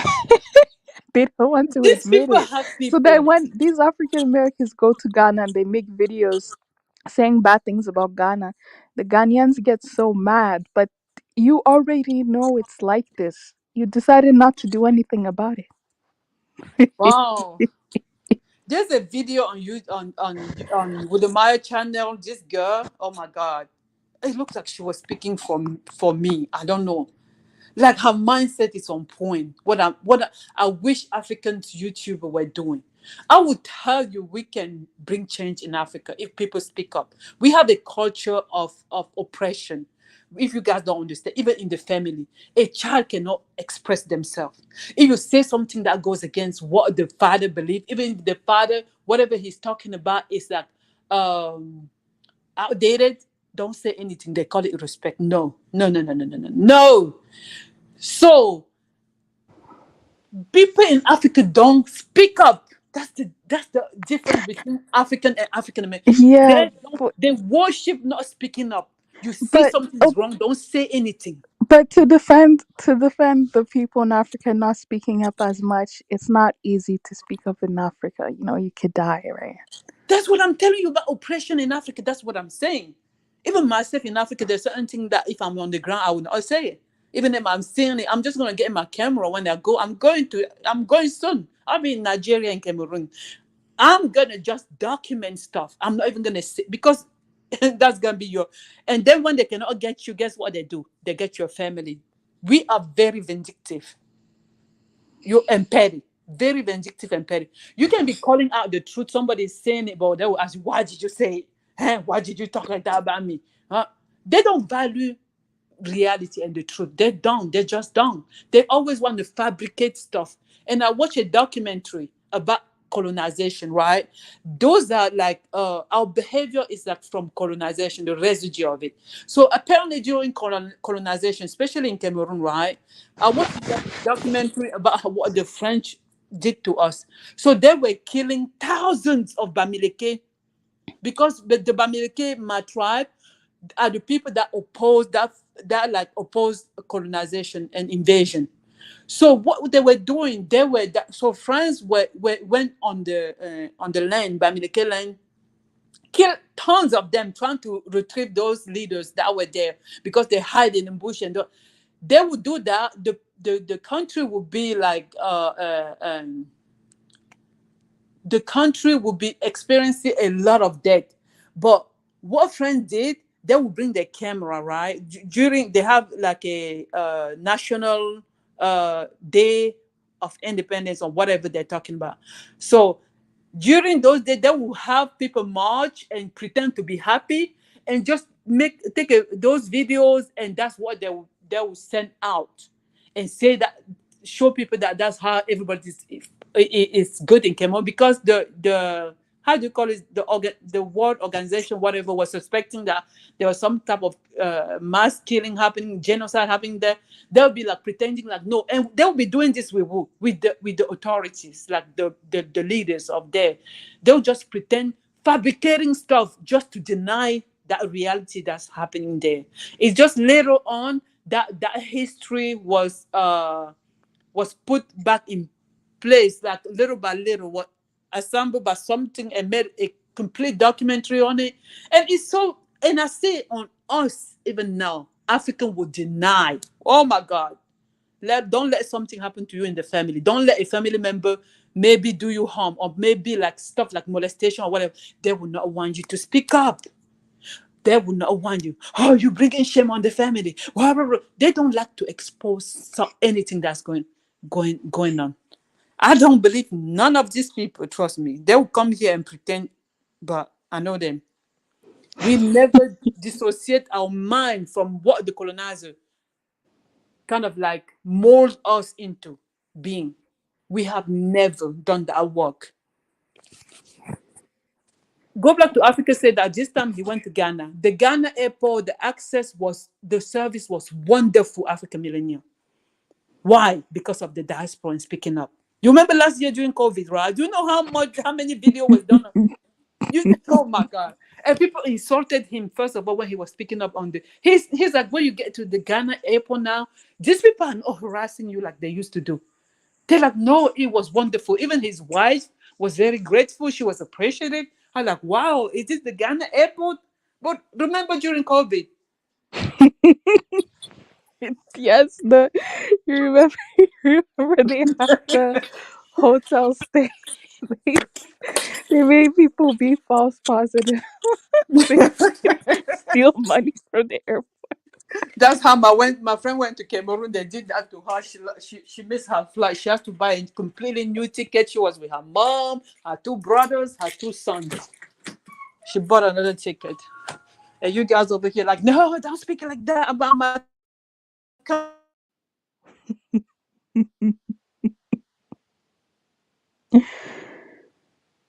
Oh man. Wooden Meyer spoke up over there about like the border, Benin, Ghana Benin border. He went over there. Those people wanted him to pay a bribe. He did not pay. Those people wanted. They noticed that he was filming. They took his camera. Oh, Wooden Meyer just fought that camera like with his last breath. He made a video about it, and he had backlashes from Africans. How you're exposing the you exposing the bad side of Africa. Huh? It's not African like.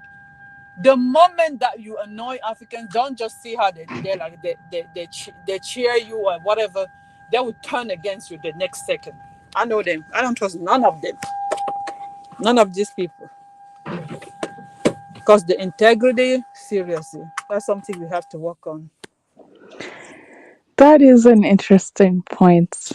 That the minute Wodemaya is real about things that are going on in Africa, then the Africans get mad. They only Go want to look see at the the comments. buildings and the hotel in Oh, the channel. this lady They'll has be to make a video to defend him. It's on his channel. The young Nigerian lady, she made a video to defend, to confirm what Wudamaya spoke about. She said herself she has to cross that border, and it was awful. Like she said, she went through like 12 checks. They'll be asking you, Brad, everywhere. Why can't we just like be moral people? And we are supposed to be the most Christian people on earth. Just churches every day, but nobody's following nothing that the book is saying. We are just comedians. People in the chat, I don't care about what you guys say about me. Really, it doesn't matter. The truth is the truth.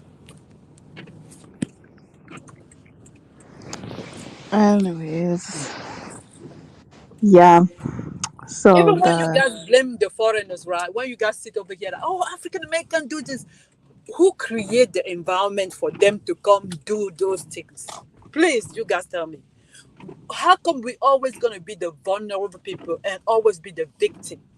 At one point, do we stand up and clean ourselves up? It starts with ourselves, African millennium. If you want someone to respect you, you have to respect yourself. And respecting yourself means that you have to have, first of all, integrity. You cannot be a dirty person and want people to value that. No, they're not. They're not. Even those African leaders, nobody respects them. Even the counter, the other leaders, they don't respect them at all. If I can give you money to get something from you, I'm not. There's no way I can respect you. I cannot respect you. I will pretend that I like you. I will never forget the example of the French president. The GRC president was over there bragging during one of the summit in France, like they call it Frank Afrique or whatever they talk. So it's like the one they did in DC, but that one is with France, not with United States. So the GRC president was over there telling the reporter how Macron is his friends and all that. Not even like 2 hours later, they were talking to Macron. And Macron was like, oh, I have no friends. My only friend is my wife.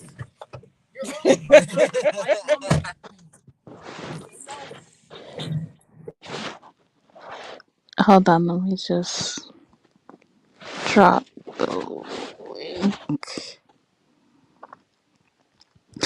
No, but I do understand. I do understand your point.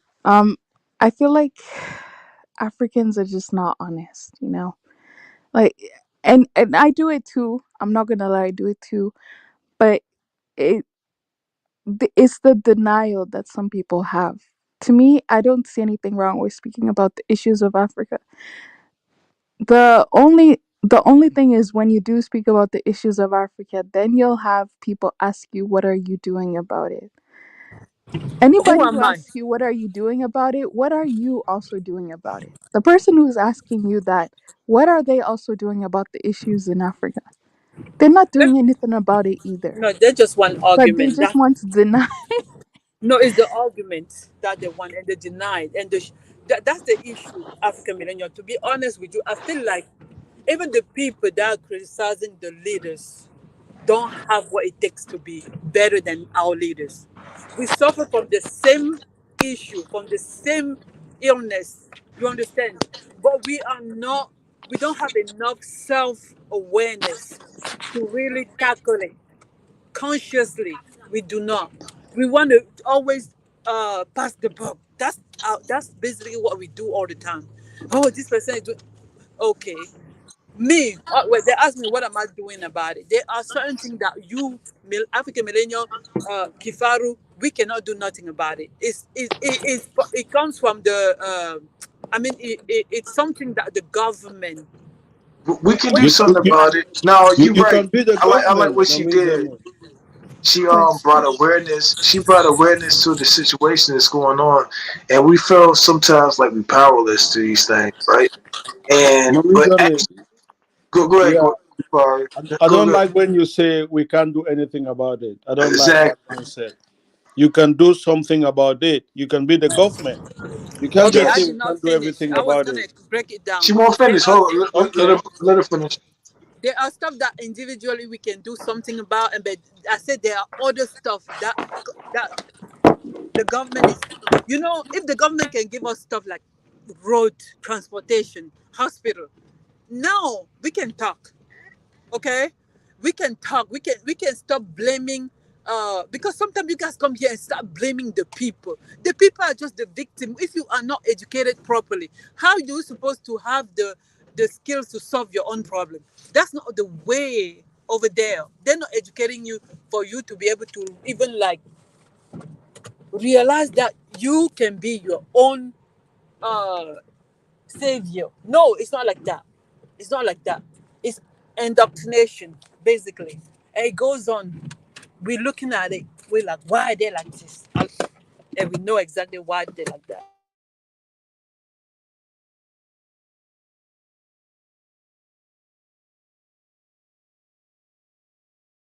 Is anybody gonna say anything? All right, so Yeah, hold yeah. on. Let Sorry, me say sorry. something right quick. Hold on. My bad. I ain't gonna talk too long. But I appreciate what she was saying. She right. But ain't nobody gonna do it for us. But then when you stand up for yourself, it seems like it's a useless trial. But we gotta keep doing that, no matter how you say. And then keep her. What you said on that tip? Because you were saying it earlier, and I appreciate what you said. Yeah, so Mamizeme, that's why I created a Pan African Alliance so that we can become that government. We don't have government No, officials. you're a bully. You're a bully. Okay, no, I'm not. I'm not. I'm not a bully. You understand? We just sometimes you need to say Hold things. on, let me It say might this. not So come. Kifaru by himself, he's not a bully. But people who be joining on the panels and people who trying to be a part of something they see moving, yes, they do be doing that. But he's not the one doing that. He's trying to lead. I'm a leader. I had over 300 people in my organization over like 20 years ago. So, it gets kind of out of hand, and it's not his fault. Even and now, I want you to say that because the African millennial, she knows that. But no, I said we got to address these issues. But keep going. Yeah. So, and again, there's something Mamizeme. Not everyone leaves Africa because they're poor. Some people are just delusional. And you yourself, you Of accept that course. there are Yes. people who are doing well in Africa, but they still abandon everything and flee to Europe. So it's the mindset. It's not just sometimes. It's not just because these people are poor. That's my point. Is they think that something is just better if it's not Africa. You Well, understand? And that I is the agree with problem. you. I agree with you, but that's not what I was answering to. African millennial and now we're talking about people taking the desert. And I was telling them, I was telling her that it was out of desperation because the people that have the money will not take the desert. Okay? They will Mhm. not. That's all I was speaking about. And I was explaining, and you guys came at me. Well, I'm not the bully. The thing Oh no, we no, I didn't come at you. No, no, she's I said talking. I agree. I think she's Oh, addressing me. Kifar. I said I agree with you, what she said, but I was like, Kifar has an understanding to try to uplift us, and I understand. I got a defeated mentality sometimes. I'm like, damn, I'm trying to uplift people and promote us being unified as a people, and then people are like, oh, you on some hotep shit, you on some Pan African shit, or something, and then people laugh. I'm like, damn, what about everybody laughing at us? So I was agreeing with you, my mother said, man. Yeah, you know, it's just the mindset. I know people, I think she's aware, that worked for the government, that have abandoned their jobs and moved to Europe. These are not people who are hungry, who are lacking. It's just that mindset of they want to leave Africa because they think anything that's not Africa is good. And that's my problem. Some people have genuine reason, sometimes, yeah, the poor, but they can still build up from scratch. Most of our parents who built, like, who lived in that country, like most of our parents did not go to Europe. They made their lives in Africa. They had us as our children. So it's not this coming to Europe thing is not always the best solution. You understand? But I'm not going to tell people don't come. The idea is we should create that situation back in Africa so that these people will want to remain in their countries. If we don't create that situation for them to stay in that country, you're not going to tell someone don't come. That is difficult. But we should try to create that environment for them so that when they sit back and look at their home countries, they said, you know what, I'm not going anywhere. I'm going to stay in my country. So we the ones now who are out here, that should be a duty. Not encourage them. No, you know what? Pack your things, get to the desert, whatever route you might take to leave the African continent, just go, just leave. You understand?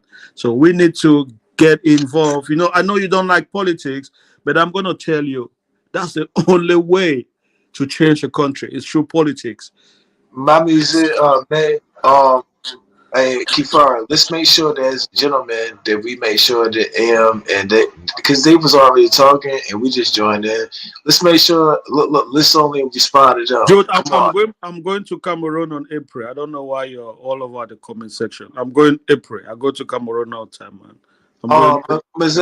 May, well, I want you to respond to that. Like, not in the we're not doing the negative stuff. We trying to build and be positive because we trying to understand where people perspectives coming from, so we can encourage and make ourselves better as a people. Ain't nobody else gonna do that for us. And I feel sometimes I feel vulnerable because I want to do that. People don't take it seriously, but we in a space where we take this actually very seriously, and it has a serious impact too. Yeah, I see people from Lebanon that are migrating to Africa, that are selling their belongings, taking all of their stuff. They have nothing. The comment is to especially West Africa. They're building an empire in this continent where we are running from. You understand? So sometimes it's hard for me to understand. If this continent, was that bad, why is these people running away? So sometimes maybe we don't just see the value in ourselves. We don't have value in ourselves. At the end of the day, it boils down to that. I'm not even talking about the Chinese, Lebanese. They're coming right now to 2020. I saw a documentary that all of Africa, because they know it's better over there, but we want to get into the desert, risk our lives, and go to Europe because we think Europe is better than Africa. Maybe I was sold that dream, yeah, but we need to tell these people, do you know what? It's not just like that. We need to give them pride. You understand? I'm trying to build something.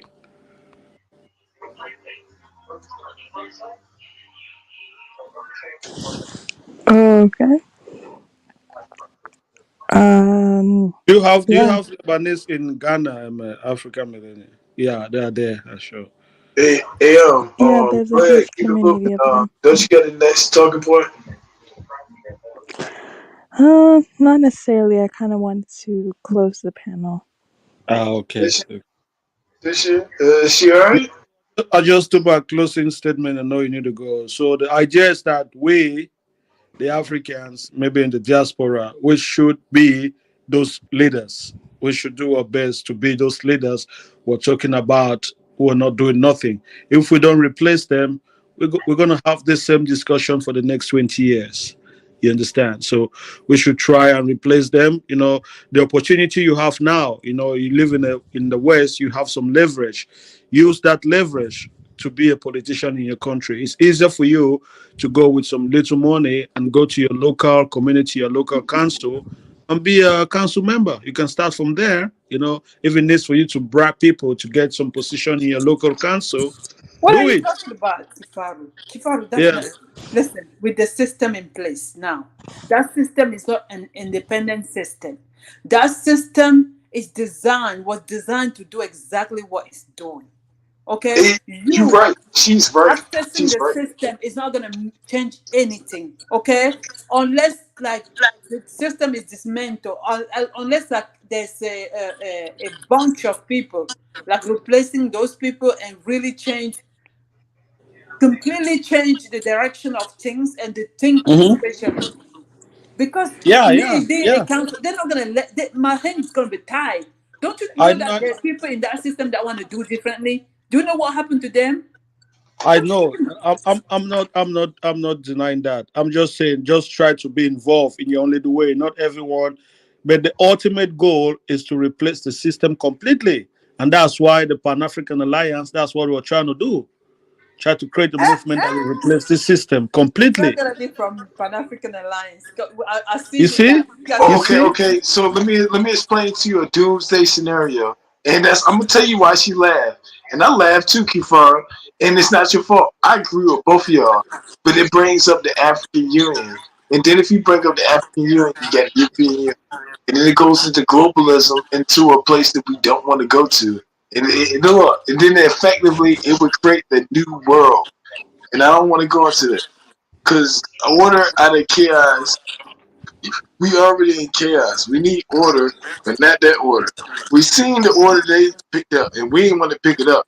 That shit was some fast food, and they ordered some shit, and we ain't like it. Yeah, man. Mamizami, I know you laugh, but Pan African Alliance, we have a plan. I'm gonna do it until I fail. You understand? You see, I'll do it. I'll I'll, do it until I fail. Then I know I failed. I will okay. not Let me stop. tell you. You know what kills our leaders, or even not only. Well, yeah, I agree with you. Our leaders are people like you and I. It's you and I that tomorrow will access a position in the government, and we're gonna do the same because we haven't taken the time consciously to understand what's wrong with us. Our problem is more mental than it is anything else. The way we think, Kifaro, I was over here going back and forth with you. You rather not listen to something that don't fit your comfort level. You understand? That's what they do in African country. If someone is even crying out, even in Cameroon, like you see, there are people that fought so much to change the education system. No one listened to them. You understand? The people on top, they will fight so to reach certain level, but the person on top will just stop everything because if it's not doing anything to them, if it's not bringing them any type of thing, or maybe the status quo benefit a lot of people. They're so used to it. The system in which people don't have to work and value money, the system in which they become rich from briberies, corruption, and stuff like that. It creates a system in which people are very lazy. They don't understand. They don't even understand the capacity. Hey, I don't know if it's French or English. The capacity of a human work. You understand? Because they have never challenged themselves and really give the 100%. They don't know that. That system don't know that. So those people, they don't want to listen to things that don't fit them, the narrative. They're gonna just do like you were doing. Like you like, no, you say that. Even though somebody is telling you that this is how I feel, you rather ignore it because you don't want that kind of narrative. You have your one line story in your brain. That's what you want to promote to Okay, this I'll tell you how I think. I think like a philosopher. I believe there's an absolute truth. no, you don't. Well, listen, what I'm listening, you have not understood. I believe that there is an absolute truth. People might have opinions, but there's an absolute truth. I may get your opinion, but it's just an opinion. I know that's not the truth. You understand? So I will not spend so much time debating opinion if I know that's not the truth. That's just how I read. That's just how I do my stuff. How are you gonna understand the need of the people that you're supposed to be like leading if you don't listen to because them? because you know what is You see, the fundamental need of them. See, for that's what example, our people I, do. I'll That's tell you. what I Okay, prefer do. I just give you an example, Mamize. If someone cannot eat, cannot provide food for themselves, and he tells you, "Build me a duplex," that's his opinion. Do you think that is a valid point? You have to You listen to the person first, Okay, okay? see, so I said, if someone cannot even provide food for themselves, they can't eat basic food, but they say, "What, build me a duplex." Listen, We maybe the reason why they don't eat is because they don't value eating. You understand? Maybe they don't value eating. Maybe their need is somewhere else. Okay? You don't know. That's okay. what I I don't, really I don't, want I don't, I Africa to don't know do. what to say again anyway. But that's all right. You have what I'm trying to get you. I feel in you when I speak to you. Can't hear you. You In see, you've Africa, got that quarter oppression, inside. oppression is something I hate because I live on the. You understand? We are very oppressed over there in Africa, especially the locals. We have to create a system in which people can express themselves. If it's okay to disagree with someone, to be criticized. Learn it. Hold on, no, I think that's what Kiefer wanted to say earlier. He wanted to try to build a system where like all of us, we feel like that we not being heard and that we actually need our voices and the things that we're talking about to help us out and to make us better actually be realized. Especially when we putting our blood, sweat, tears into the effort into making our societies what they are. Yeah, I believe in first things first. You understand? We can't build a. I don't know. We can't. We need to build a bridge before we can get to the other side. That's I as simple understand as all that. that. All that is true, but to be able to know even in which direction what other side is, which direction is other side, you have to listen to people. You have to be open. You have to create a space for people to give you their opinion. And now you can synthesize. You guys can sit around and define what the priority is. You cannot just impose because you as a human being you have limitation. Okay, you have limitation. There's even if you the Hold That's on, smallest true. hold on, no, no, hold on. Let me say That's this. true. That's No, true. That's there's true. no. If we create this shit in our brains, we manifest this shit long enough. Keep speaking it to us, that shit will become a. Look at the technology has changed in the last 100. We need to evolve ourselves and make the fucking spaceship so we can go to. It's a right. It's the last year. It's an African scientist, and he fucking invented a way to make a spaceship that we can go to another planet. And we just fucking leave this shit. We need to provide food security first before we're No building bullshit. spaceship to Look, go to I keep space. Yeah. saying this shit. Look, this shit might actually happen, and then it's like, yo, everybody else look. It's like, yeah, y'all ever seen the Titanic movie where the first part is good and the second part is bad? This shit gonna happen in the second part. Yeah, But the thing is, but that, look, but the that thing is, what's look, is yeah, what's the cure? That's true. I cannot change Africa from Europe. I'm really aware. But I'm hold on. aware of Okay, that. so So when the that's why Europe the Pan African Alliance is an African movement. It's not a European movement. Kifaru, so when Kifaru, Kifaru, what's up? Say what this. is, what is your Hold on, hold best on, let me say this. Let me say understanding? this. When they Because came when the Europeans came to America, right? They called this the New World, right? Hello? When the Europeans came over here to the America, but they wasn't even called America. But they called it a New World, right?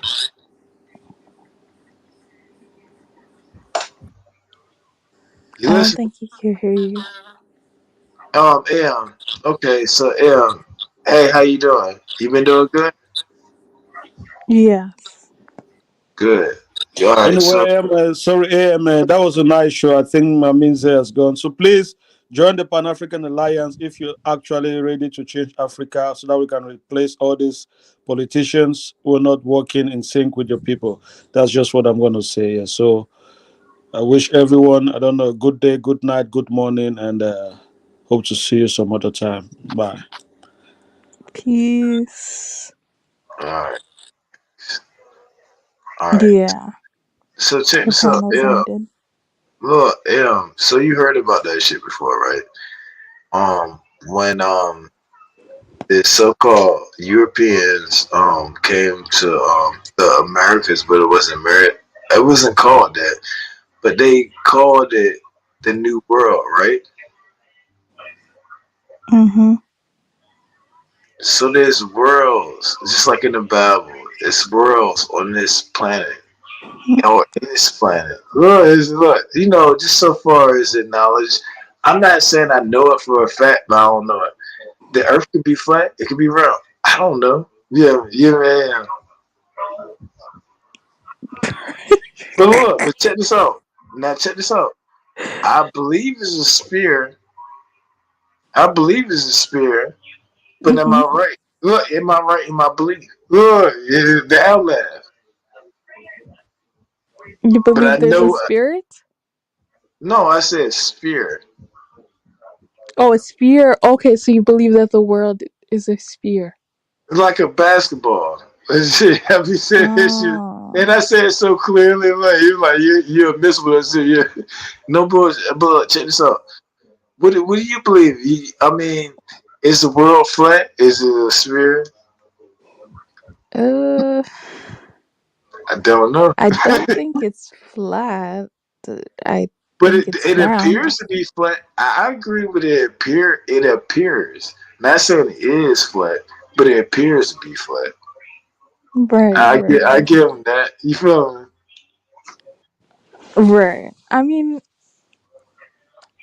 I haven't looked at it. I haven't looked outside of what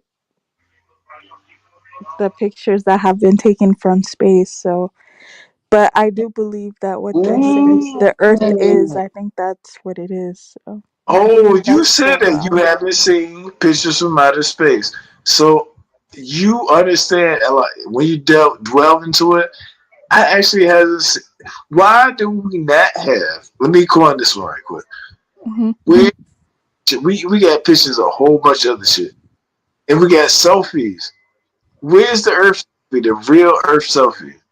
Damn, no bullshit. Uh, wouldn't the Earth selfie be the pictures that they take from the moon? No, they don't.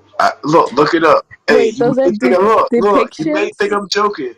Look it up. Oh, okay, Are I there see what you mean. look I up, see what you mean. say this on Google. Are there any real images of the Earth? And they'll say no. But it might got to do with the fact that people are militarized. And if you use the global positioning, you be showing up. You know, I never thought about that. That's a good point. No That's bullshit. actually a That's the good point. I problem. never Look, thought that's the about that. problem. There's no actual picture that anyone has taken with the camera of Earth. These are all illustrations, Yes, they are. guesses of what it looks like, but no one's actually. Hmm, that's No, there's interesting. probably real pictures, but we ain't never seen. I ain't never seen one yet. I'm gonna be You've honest. never seen. I want to see one. Hey, don't you want to see a real picture of Earth? Yes, I want to see a real picture of Earth. There, and guess what? We ain't never seen one. You can go to Google right now and share the But how screen. can we You how want me to can we share the haven't screen seen one? and ask the shit to do that shit? Why haven't we seen one? Yeah, Huh? hold on. Exactly. Hold on. I can present the shit and ask that shit right quick. You want me to do it or you do it? Nah, you do it. It's easier on your end. Um, ask on Google, right? And then put it on images. Real photo of her, or real. Is this a song gonna be? Yeah, there it doesn't exist. Thank you. And you know what? I'm gonna tell you. I think I know the reason why it happened. I watched a lot of stuff and I researched a lot of stuff. So from the rabbit hole, you know, they say we go deep into the rabbit hole. So check this out, right? Yeah. We was in the Cold War after World War II, right? And we started like, hey, we're gonna go to the moon and shit, right? But they didn't actually go yet. Listen, they didn't actually go yet. So they had to say they beat each other, but it was still in the Earth's atmosphere. And then now they talking about the moon is in the Earth atmosphere too. And it's crazy. Look, but the reason why they did that, and then you get the conspiracy theorists who be talking about Cuba and then fucking the guy with with the, and then you see him with the people with the Hollywood studio shit. Okay, so the conspiracy goes like this. I'm not saying this is real because I don't know about it, but I just heard about it. So you ready? Yeah.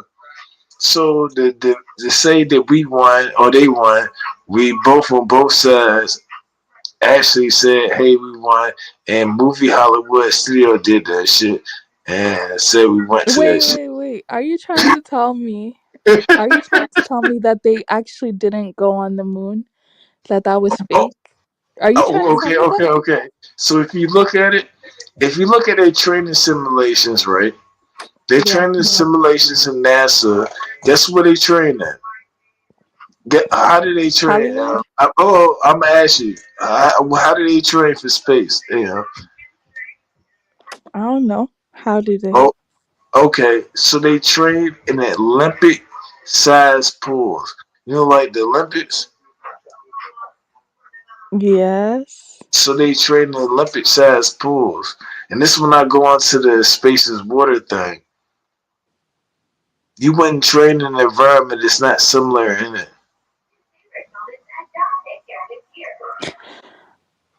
Don't they have don't they have space simulators though? Like Oh, you space talking about like machines Star that Trek, if you're the in the wrong simulation place. room? The simulation room? Yeah, we got it, but it ain't. You can't hologram yourself. You can hologram your personal image to some shit, right? Like okay, like you remember the PlayStation Home shit? Yes. Wait, so are you trying to say that You the scientists and all of these people were lying about this? That what okay? would be Okay, their reason to lie about not yeah. going Hold on on. space Let me you for a second. So technology though? point to a Go ahead. look. It's 30 years to 100 years better. So guess what? I can make like 10, maybe 100 good, like perfectly fine supercomputers. But I can make a fucking 10 billion lesser ones, but they kind of do exactly what they do, but I can only build 10 of them. You know what I'm saying?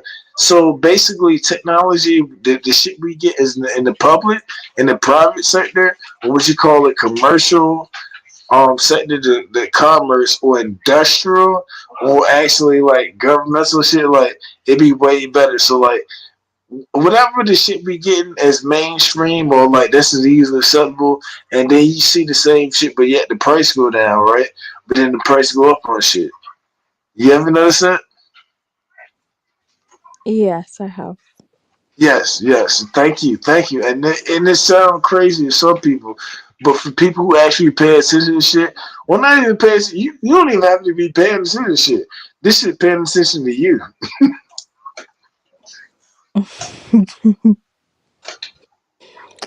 But yeah. But yeah, anyways, ending the panel for now. Okay. You wanna I want you to do a panel with me one day. My new channel. Okay. Let me be nice and sober and good like I am now. Yeah. Yep, no problem. We can set that up. But Um. yeah, thanks for calling in. Put on the private chat. The contact. So. Oh yeah. I'll put my number up there. Yeah. I'll put my Okay. number on the private chat. That way you can call me directly. And I want it for everybody else like you. That level, I do that. Hold on. Here you go.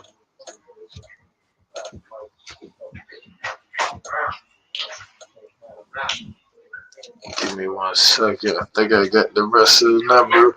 Cause you know what? As kids, we used to know everybody number.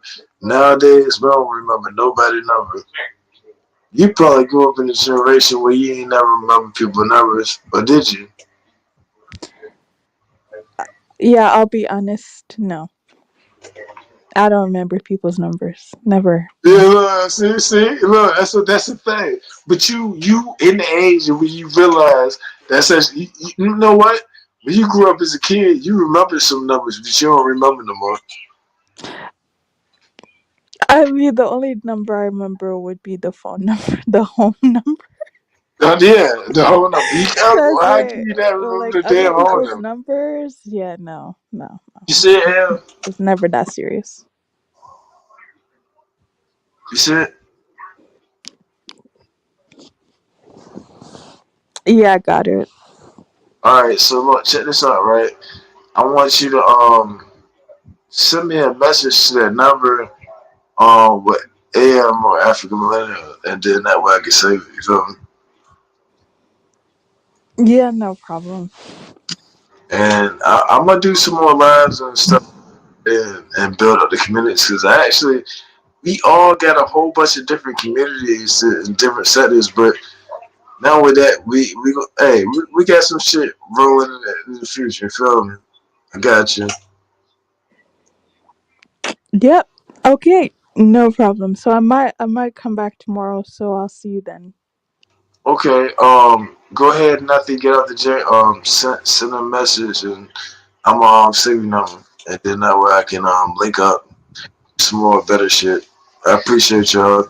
I've been working hard and I'm a little tired, son. And you know what? God bless. Let me say this one. Kimbo, not the zombie, Yamazulu.